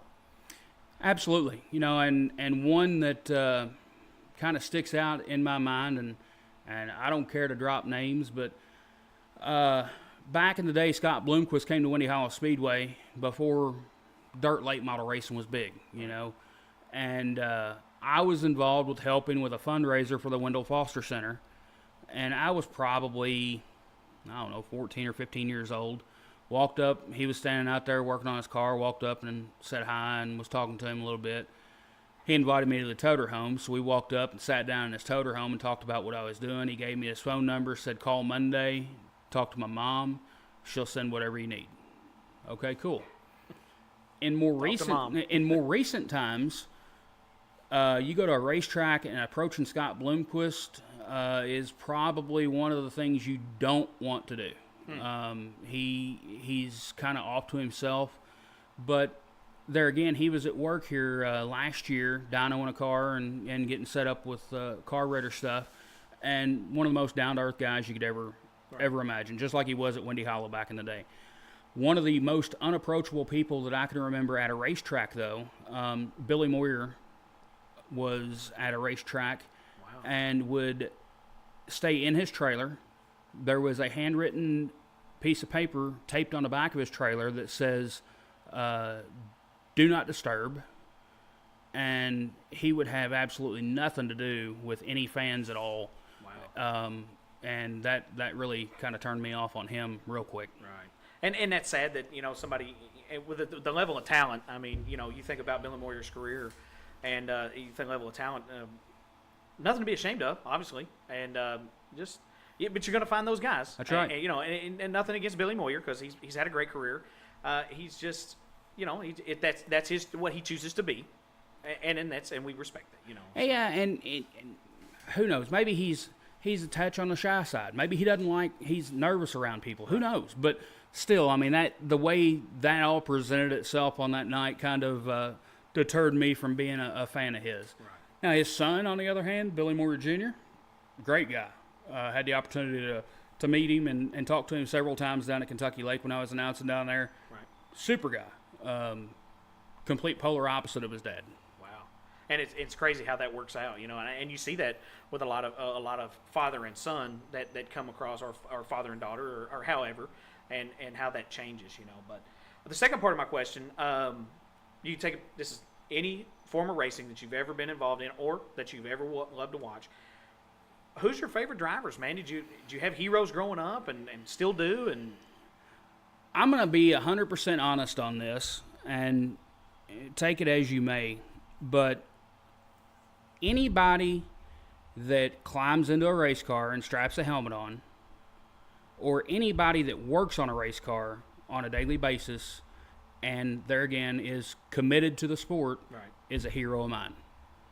Hey, I mean, there's nothing wrong with that answer at a bit, because you're going to find heroes then, and you're going to find your favorite drivers at local racetracks. That's right. At bigger racetracks. And that's the key, you know. Everybody, there's so many people in this United States that watch NASCAR, or watch Indy racing, or watch MotoGP, or watch unlimited tractor pulls, that have never stepped foot on their local arena, whether it be a tractor pull, a motorcycle race, a dirt race, a go-kart race, an asphalt race, it doesn't matter. Right. They watch it on TV and they consider themselves a fan.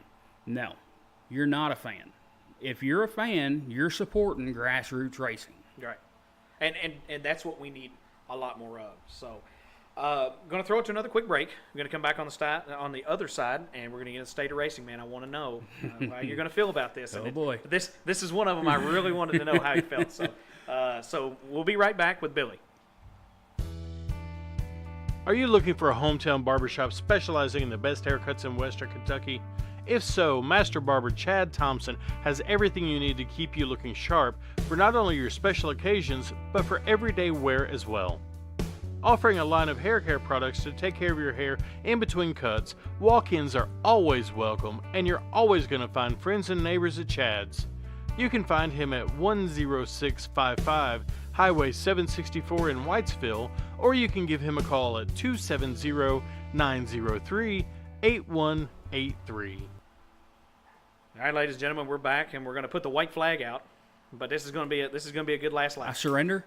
Maybe. Oh, no. Yeah, well, I'll surrender. Different white flag. We'll all surrender. I want to talk about the state of racing, and I want you to think about, and you've got to travel, and you've got to go different places, and you still do. You think about our local tracks here and our local racing product. What do you think, man? Are we strong? Are we struggling? What's your take on it? We're on the struggle bus. I'll be the first. Probably not the first to say it. No. And the promoters know it as well. You can travel 2 hours outside of this area, and you'll have grandstands packed. You'll have pit areas packed. You'll have people wanting to come back week after week after week, and wanting more than one-day shows. I don't know what. Well, I really don't know what the problem is around here.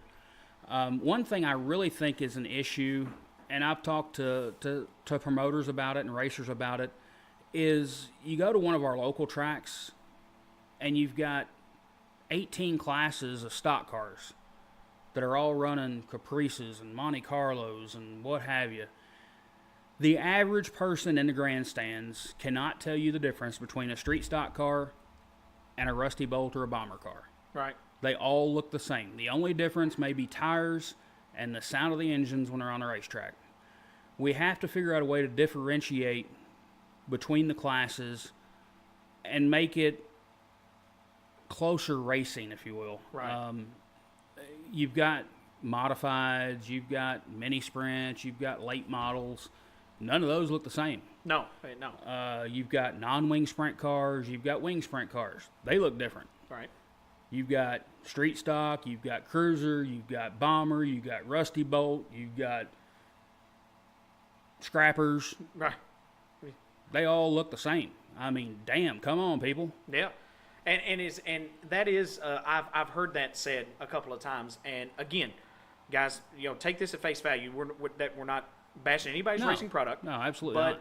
But when you're fans, and we're fans, I'm a driver, you've been a promoter, but you're still a fan. When there's like, hey, didn't we just watch this heat race? Yeah. Is this what we just saw? You're right. I mean, are we doing too much on that vein? I really think so, and I know the opportunity for the racers to be able to come up with a stock body is really dwindling right now. Yeah, I mean, you can't find the old Monte Carlos, you can't find the Caprices, you can't find the Torinos they used to race back in the day. So they're fabricating bodies. Right. The rules say they're supposed to be stock appearing shoebox or what? Yeah. I mean, A couple of people take it to that extreme.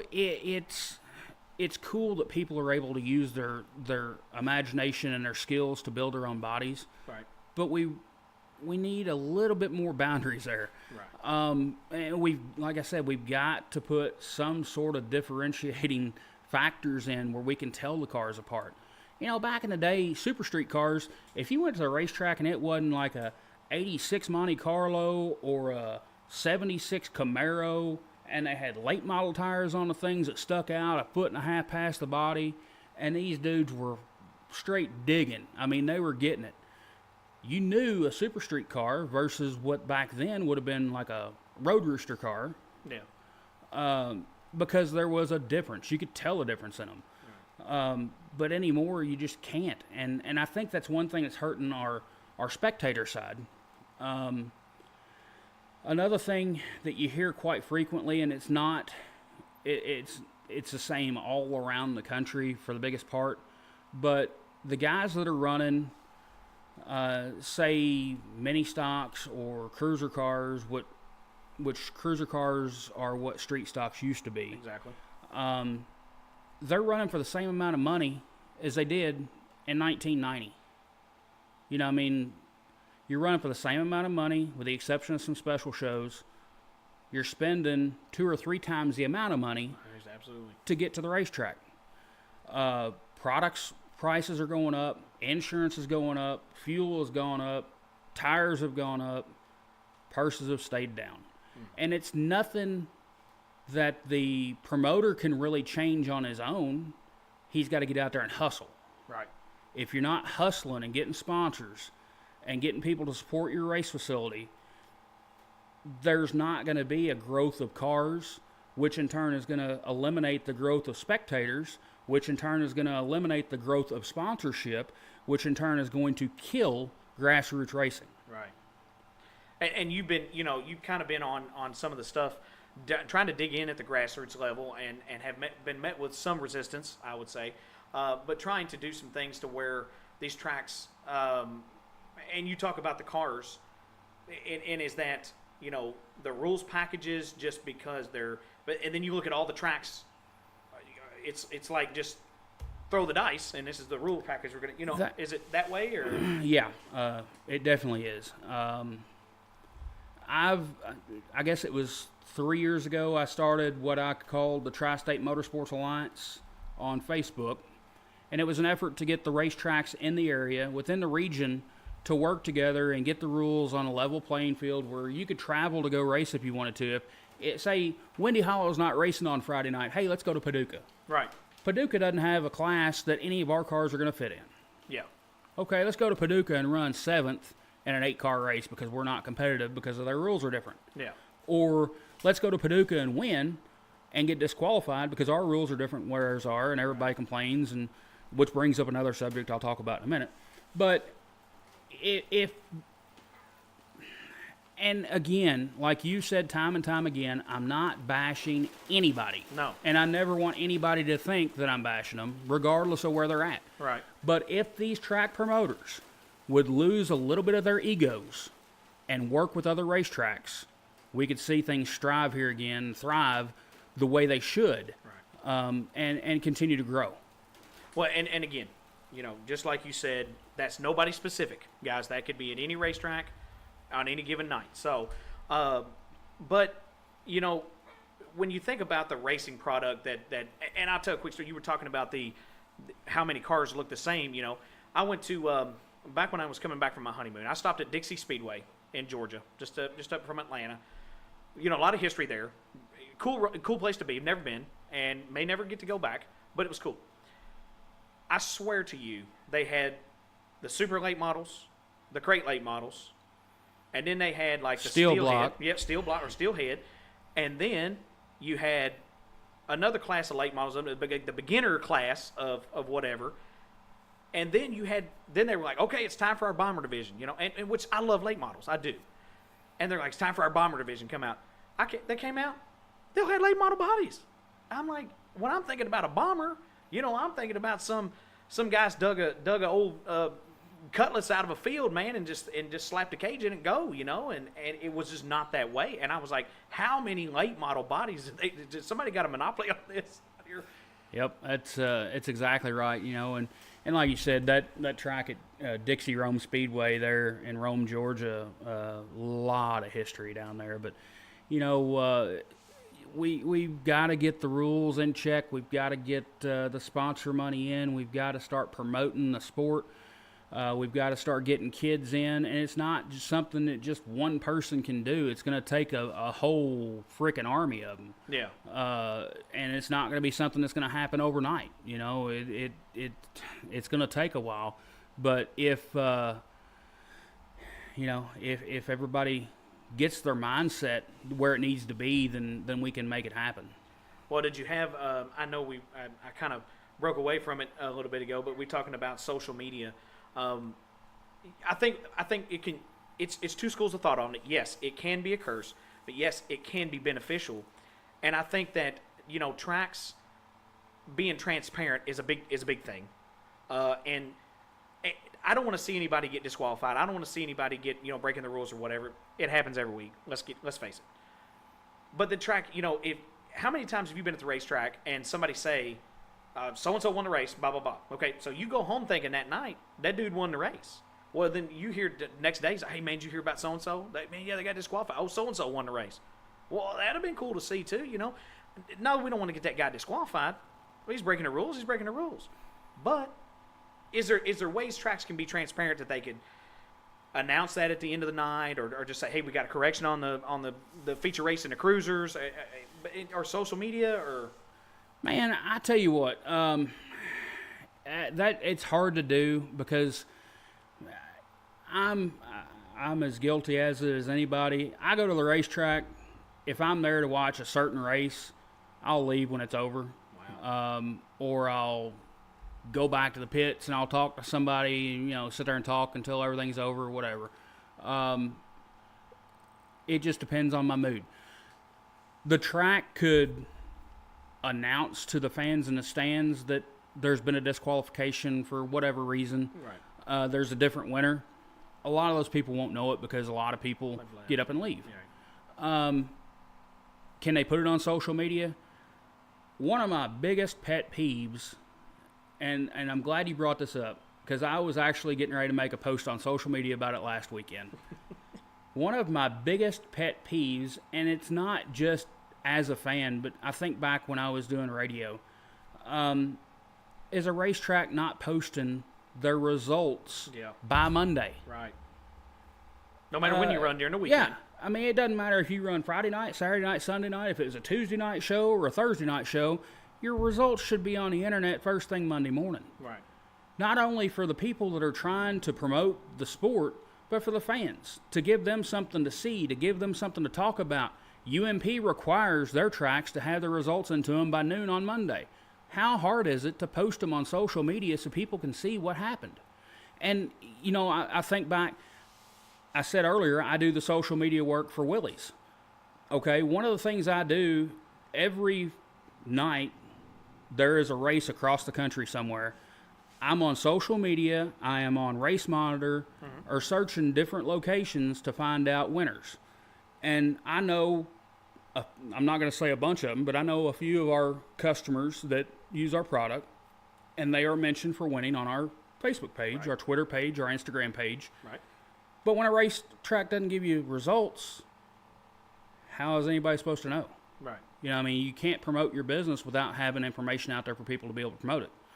Yeah, I mean, it's that's the biggest issue I have with racetracks and social media. The biggest issue I have with racers and fans in social media is when you get on the internet, and let's use Facebook for example. You get on Facebook and you start running a racetrack down about something that happened, or a call that was made, or the line was too long at the concession stand, or you got dirt in your beer at a dirt track, or you got a splinter in your butt from the grandstands, and you start bashing this racetrack about that. You may not think it's a big deal, but there's millions of people that are on social media. For instance, let me get a little correct information here while we're talking about this. Right. There are 9,079 followers of Windy Hollow Speedway's Facebook page. Right. That means you make a negative comment on Windy Hollow Speedway, or you tag Windy Hollow Speedway of something that may have happened, and I'm just using Windy Hollow as an example. Right.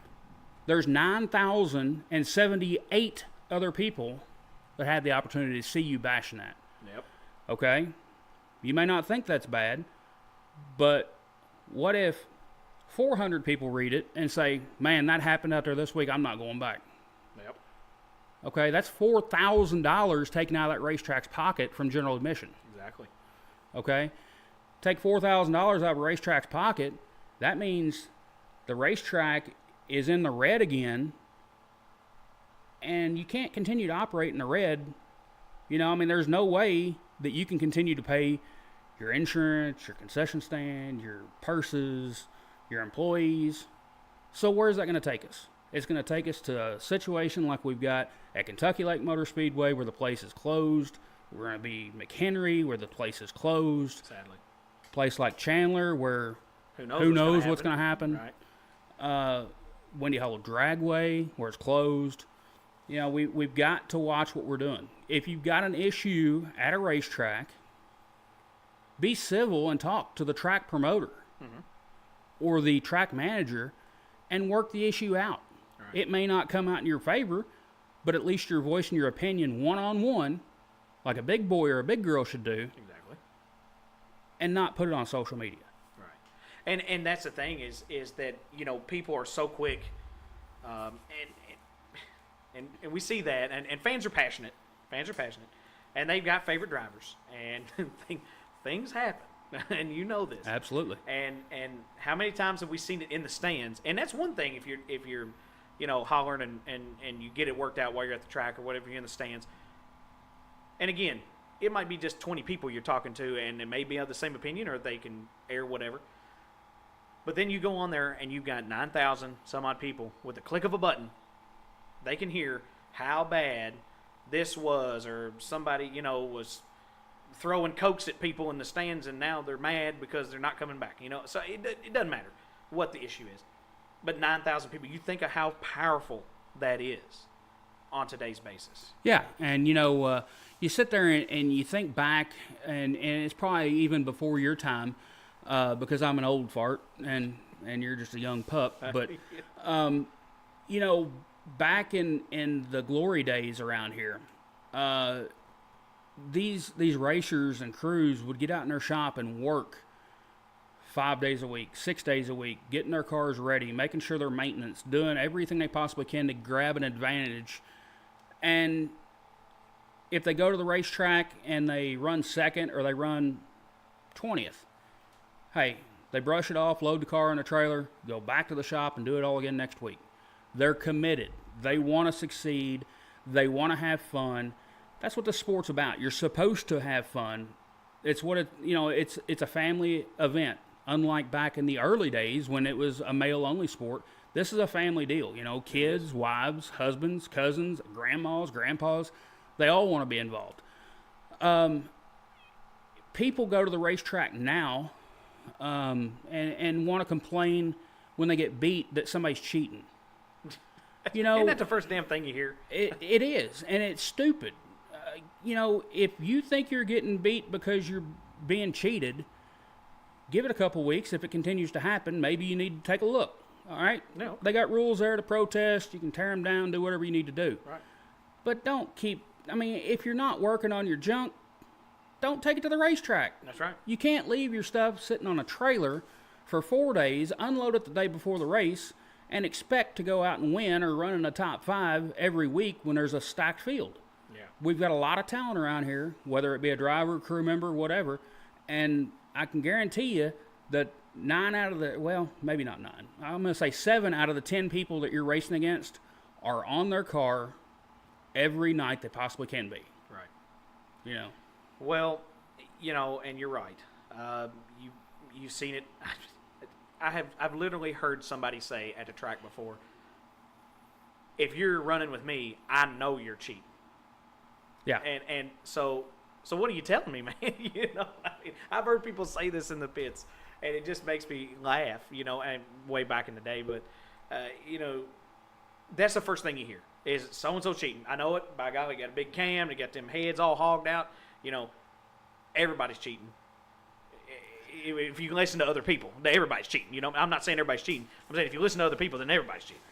Back when I was a child, like a young lad, I helped a fellow by the name of Larry Bullington on his dirt late model. And he was, again, a friend of the family, lived 4 or 5 blocks away from my childhood home, would come up to the house quite frequently. And a saying that he said to me when I was probably 8 or 9 years old has stuck with me throughout my entire life. And there's another saying I'll use here in just a minute.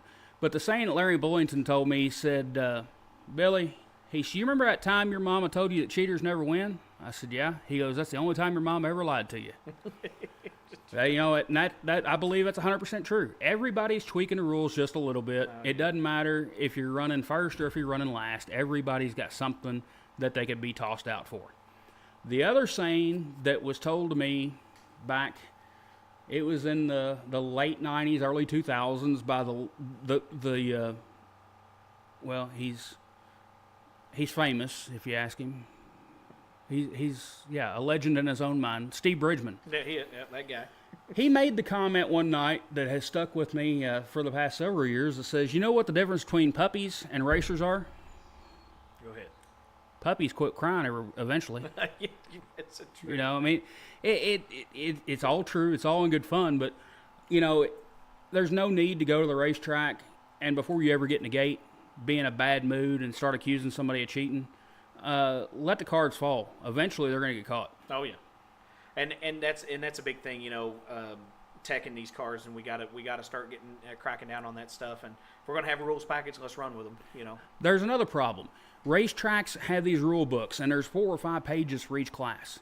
There's no sense in it. You could have a rules page for each class and have 10 or 15 rules outside of safety, because safety is the most important. Standard, The most important part of motorsports of any form is safety. But you could have 10, 15 rules for any division and make it easy on your tech man, make it easier on the racers, and make it cheaper on everybody, right, and have a leveler playing field and better racing and a better product for the fans in the stands. I mean, and you think about, a lot of people think it's hard, and it's not. It's not that bad. No, people are hard, racing's easy. Racing, apparently. Billy, real quick, I want to get into some stuff. I want you to put your promoter hat back on. Oh, boy. And this is stuff that, I know you've been involved in and you brought in the big mod shows and things like that. You've always been a fan of the UMP mods. Think about what we've got around here today and just our normal weekly racing classes, but you think about anything we could bring, and this can be fantasy booking. This is what you'd love to see. If I could do it, this is what I'd do, or something like that. 2-part answer. First part will revolve around racetracks. What I would do if it was ever possible is there would be a unified rules package for every track in the United States. That would be where everybody could go to any track in the United States, similar to what the UMP Modifieds or IMCA Modifieds are doing. And you go to a racetrack and you know what the rules are before you get there, and you're capable of running with that class. Right. That, I think, as far as an event to come into our area,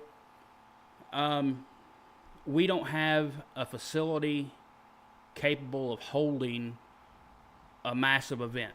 Right. So I can't really sit here and say, well, I would do this. Right. I was instrumental in bringing Jeremy Mayfield to Windy Hollow Speedway when Rooster had the track, and he had ran second at Pocono the day before. That was huge. 6,000 people show up to get an autograph from Jeremy and chit-chat. That was cool. That was a big deal. There really isn't anything that I can think of that's going to be beneficial or something that's going to drag people from all across the world to come to one of our racetracks around here.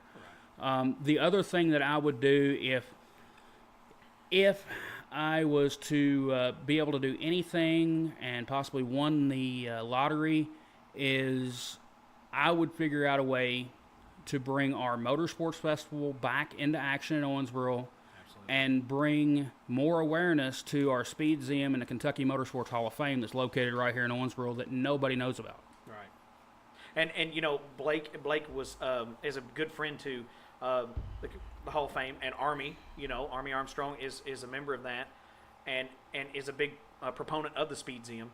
And so that these things are around for people to go to. And you're right. The Kentucky Motorsports Festival we don't have anymore. It used to be a week long, man, and all these tracks would run the big shows and everybody had a great time, car shows and different places you could go during the week, and we just don't have it anymore. We don't, and we don't have motorsports vehicles on display at the Barbecue Festival, which comes up May 12th here in Owensboro.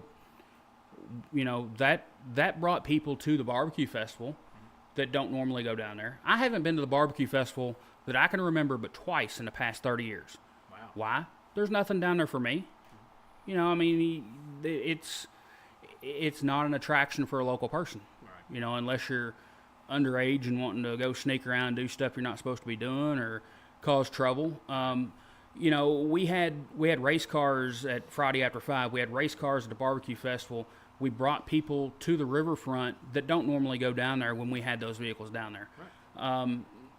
Without our community supporting our sport, we're fighting an uphill battle, and we're definitely fighting an uphill battle right now because we don't have support from the newspaper, we don't have support from the mayor's office, we don't have support from the county commissioners, we don't have support from anybody in an elected office at any of the racetracks that we have here in Davis County.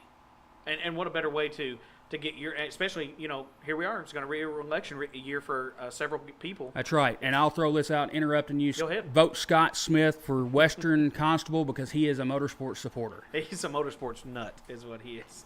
And you can find him every Friday night or if they're rain dates at Windy Hollow Speedway. Big proponent of racing, loves it, absolutely loves it. Huge Earnhardt fan. So, well, Billy, tell us real quick about Performance Racing Weekly, where we can find it, the archive shows of the podcast. I mean, it is on Facebook. Well, you can get link through your Facebook page, right? Yeah, you can visit Performance Racing Weekly on Facebook by typing in Performance Racing Weekly. I believe you can go back and link to the shows from last year, which there's a rainbow of drivers and people on there to listen to. Everybody from Matt Crafton, the 3-time Craftsman Truck Series champion, to Ron Hornaday, a NASCAR Hall of Fame driver.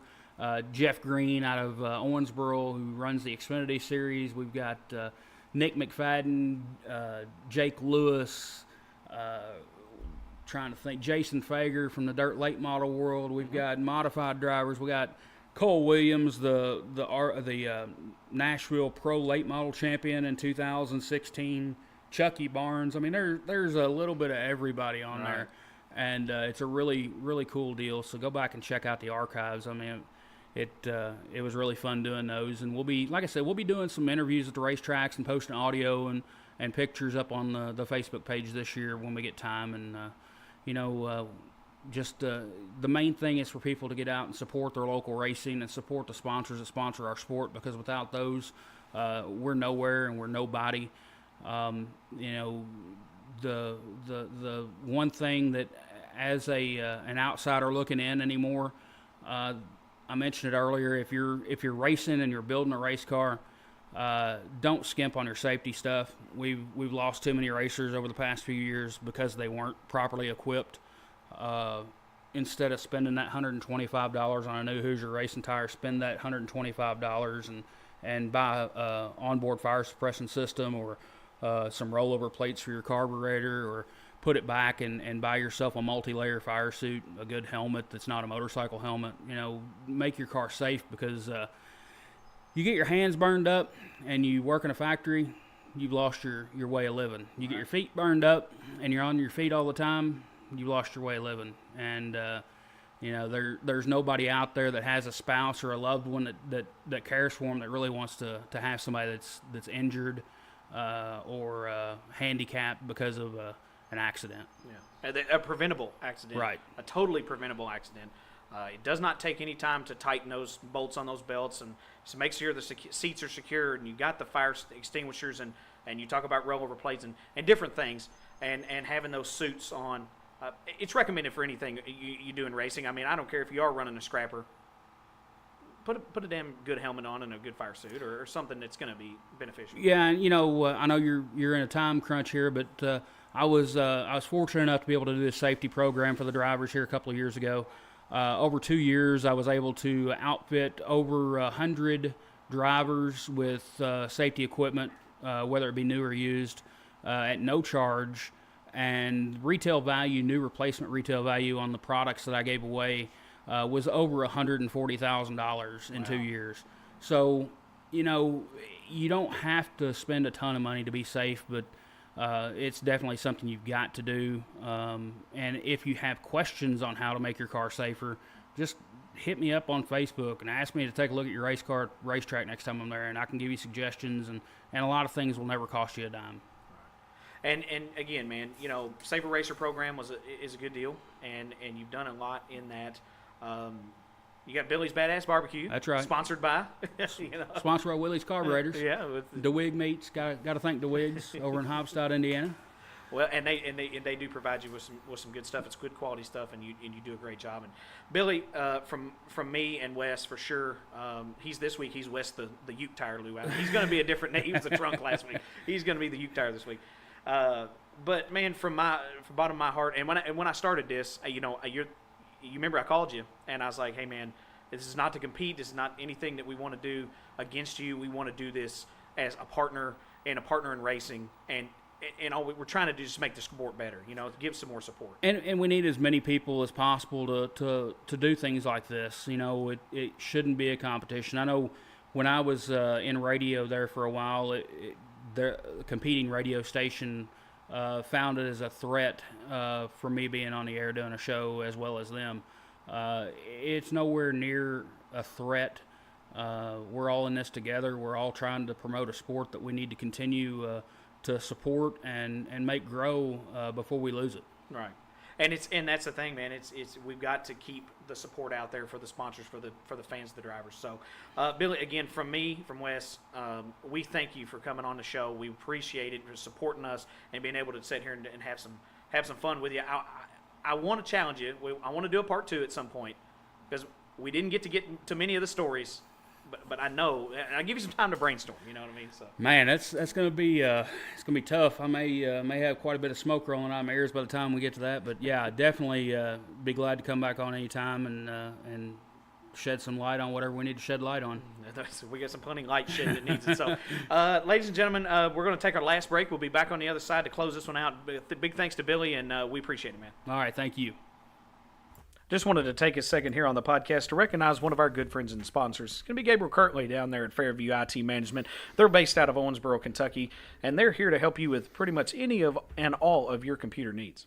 Yeah, they offer residential services or business services, whether you want to back your photos up online to make sure you don't lose them, virus management, or if you need some help getting some new technology set up, they can take care of it for you. For your businesses, they offer all sorts of solutions, and all you have to do is give them a call at 270-228-4339. I think you can probably go ahead and find them online as well. Yeah, their web address is fairviewitm.com. Well, ladies and gentlemen, welcome back to the Bent Fender podcast, and wow, what an interview with Billy. It was good times. It was, man. I mean, you think about the career that he's had. And being, reaching the NASCAR ranks and, and coming back locally. And he chose to do that, told us that he made that decision. He had opportunities and chose to stick it out with local racing and the local scene and stay right here at home. And, I couldn't imagine what he was thinking, and again, like he said, he slept since then. So it's been a long time ago. But, I couldn't imagine making a decision like that because, I mean, that is a lifetime decision. And that is something that's going to affect your life, and just whatever path you choose. And he chose this one. And I think he's had a great career in racing and a great life. Just like he said, he goes, I'd do it all again. So well, I think I've lived all over the South, in my life. I've lived in a lot of places, and nowhere have I lived other than Owensboro have I seen family ties run as deep as they do here. Yeah. People love their families and they want to be near their families. So, when he made the decision to be near his family, I can't fault him for that at all because that is a very important thing that I've learned around here. Yeah. And also too, he said, and this is coming right from him, was this is, it's a family sport. Yep. It didn't used to be, it's a little rougher back then, but, and I can remember when I was a kid, but it's a family sport. And, it's someplace, the racetrack should be someplace you can bring, how many ever kids and their friends and whatever, Mm-hmm. And if they want to play in the dirt with their Hot Wheels cars, Matchbox cars, whatever, they can do so. And if they want to, have a great time with their friends, and that's cool too. I encourage them to pay attention to the racing because they're going to see something special. Yep, absolutely. But it is a family sport, and, and it's good that you can bring grandma, you can bring the kids. Sometimes guys get a little squirrely. I mean, the temperatures run hot on the track in more ways than one, and things got to get settled at some point. So, well, it teaches conflict resolution, and kids get to learn that. Well, maybe some people don't resolve their conflicts in the most civil manner, but they get it worked out, and it's crazy sometimes, but no, you talked about or Billy did talking about how deep the roots run in racing here and stretching all the way to NASCAR, It's true. So, I mean, it's one of those things where, they got a lot of crew members, a lot of drivers came from here. So, pretty cool deal. I liked it. I enjoyed, learning that part of the history. So, it's always good for me to get to learn more stuff and be exposed to more parts of the sport that I was unfamiliar with. So I look forward to that. I think that's the thing I look forward to the most. Is getting to learn these things for the first time. So you better be careful exposing yourself. It is a family sport. It is a family sport. So, but no, guys, it brought up a lot of great points and a lot of good stuff. State of racing, I knew we were gonna get some good stuff, and Billy's seen it from both sides, and just like I couldn't think of what a promoter would even go through. Not even close to that, but well, and I think when we have people that are so isolated in this small bubble of Western Kentucky, and you maybe only run races at 2 or 3 tracks around here, when you do have people who travel, whether that's Josh Harris, or it's Jimmy Westerfield going to Eldora, or even Cole Falloway, and the tracks that he goes to, because you get exposed to the way that other programs run, other tracks run. Right. So I think it's easier to be able to hold a magnifying glass up to what we do around here and see how there are things that can be done differently. Not necessarily saying for the better or worse, but how things could be done differently. And you just have to make sure that people are open-minded and willing to want to go, the extra mile to make it the best possible sport for everybody. Well, and that's the thing, work ethic is a big thing, and being a promoter, I kind of feel like, these guys are dealing with a lot of money, whereas we are on the racing side too. But running a track is just got to be, you got to have your hands on everything that goes on, or you're going to lose control of it. And if you start losing control, you start losing money, and that's never anything anybody wants to do. If people lose $1 these days, I mean, they're crying. So because it's money is very important, and it's crazy that it's that way. But racing's a money game, and it always has been a money game.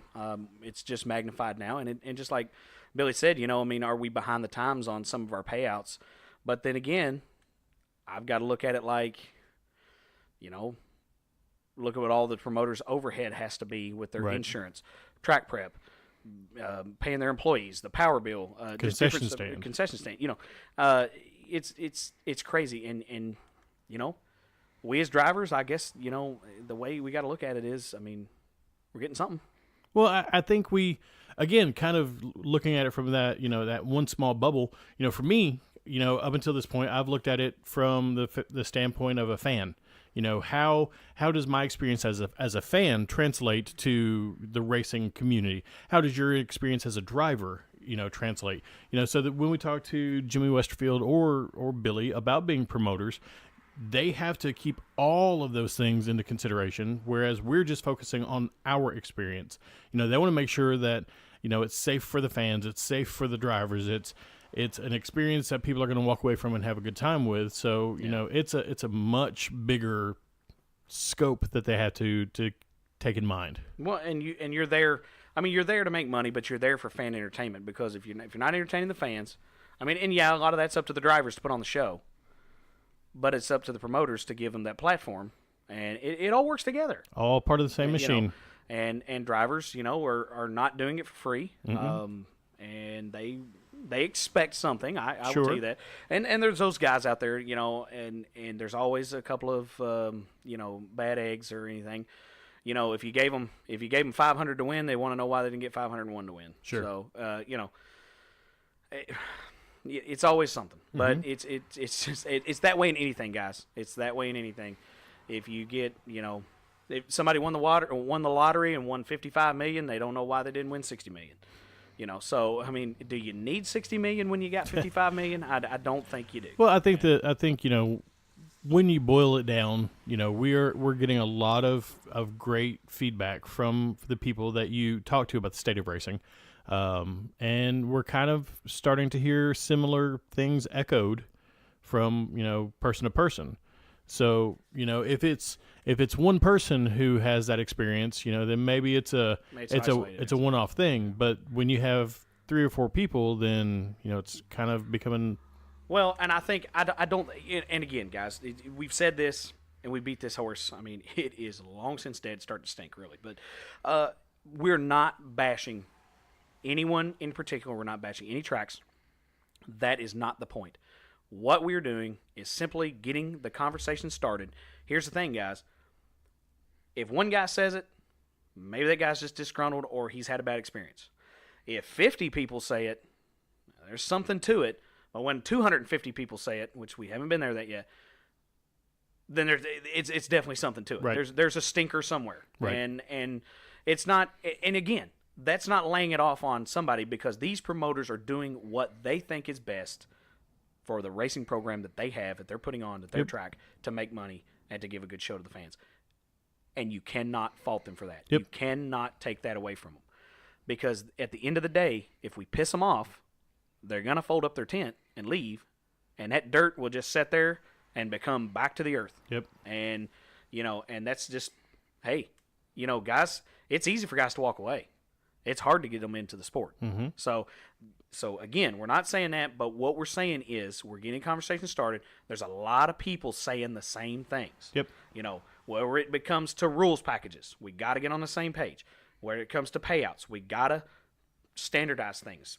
There's different things, race formats, sanctioning bodies, whatever. There's things that people are saying, and there's a lot of people thinking the same thing. A ton of people can't be wrong. He brought up a point, and I don't remember whose episode we talked about it on, and I know you and I have talked about it, in person, when he was talking about the different classes of cars, and right. I know you've actually said before on air that was an exact same statement that I'd made at one of the races was, didn't we just watch these cars? All the damn cars look the same. Right. So I thought it was... And that's a track that I've never been to that's been around since Windy Hollow's been around. Yeah. And it's a completely different state, completely different area. It was just crazy. Tons of cars. Crazy that he had that. He said the exact same thing that I did, and echoed my sentiment exactly. So, well, guys, and like I said, it's not perfect. It's never going to be perfect. It's fun though. It's fun, and it's fun to talk about these things, and it's fun to get these conversations started and get things out in the open. Because at the end of the day, I'm not afraid to say it. I'm not gonna say it in a hostile manner, but I would just say maybe there's something to look at. Sure. Just saying, man, because a lot of people are saying it, and these are the people that are paying the money to do it, and people that are paying the money to come and see it. So, again, not aimed at anyone, just stating our opinion. Everybody's got one. We know what they're like, and sometimes they stink. So, True story. But again, echoing sentiments. So it's getting one of those things. So anyway, guys, another successful episode. I enjoyed it. They've all been a success to me. So, you can find us on Facebook, Conway Racing Team, Twitter @Conway Race Team, Instagram Conway Racing, the website www.conwayracingteam.com.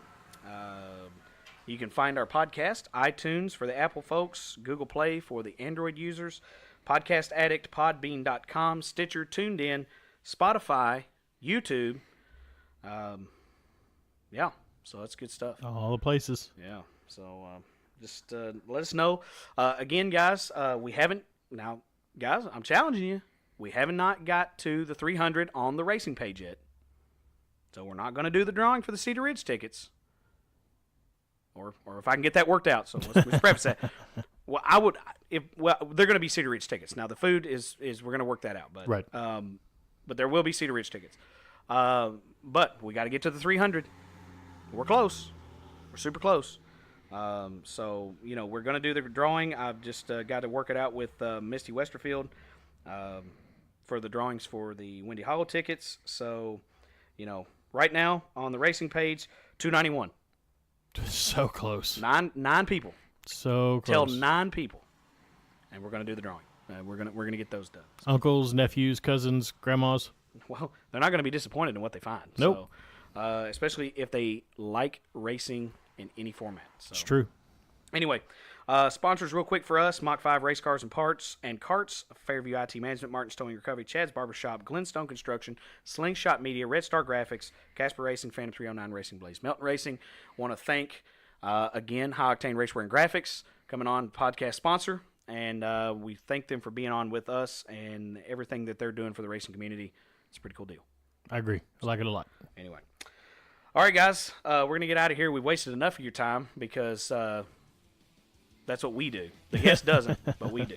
So, anyway, guys, give us your feedback. Listen, subscribe, like, share, comment. We got a car to work on. Tell your friends. Yeah, we do. That's what we're getting ready to do. Actually, we're going to go out there and work on a car. So, guys, thanks again for listening. And we can't say it enough. We can't do it without you. We appreciate it. And as always, I'm Nathan Conway for Wes. The Restart Cone. Are you going to be the Outlaw Restart Cone? Nah, they don't use that at many tracks. But Wes, the Restart Cone, Lou Allen, we thank you for listening. We'll see you next time.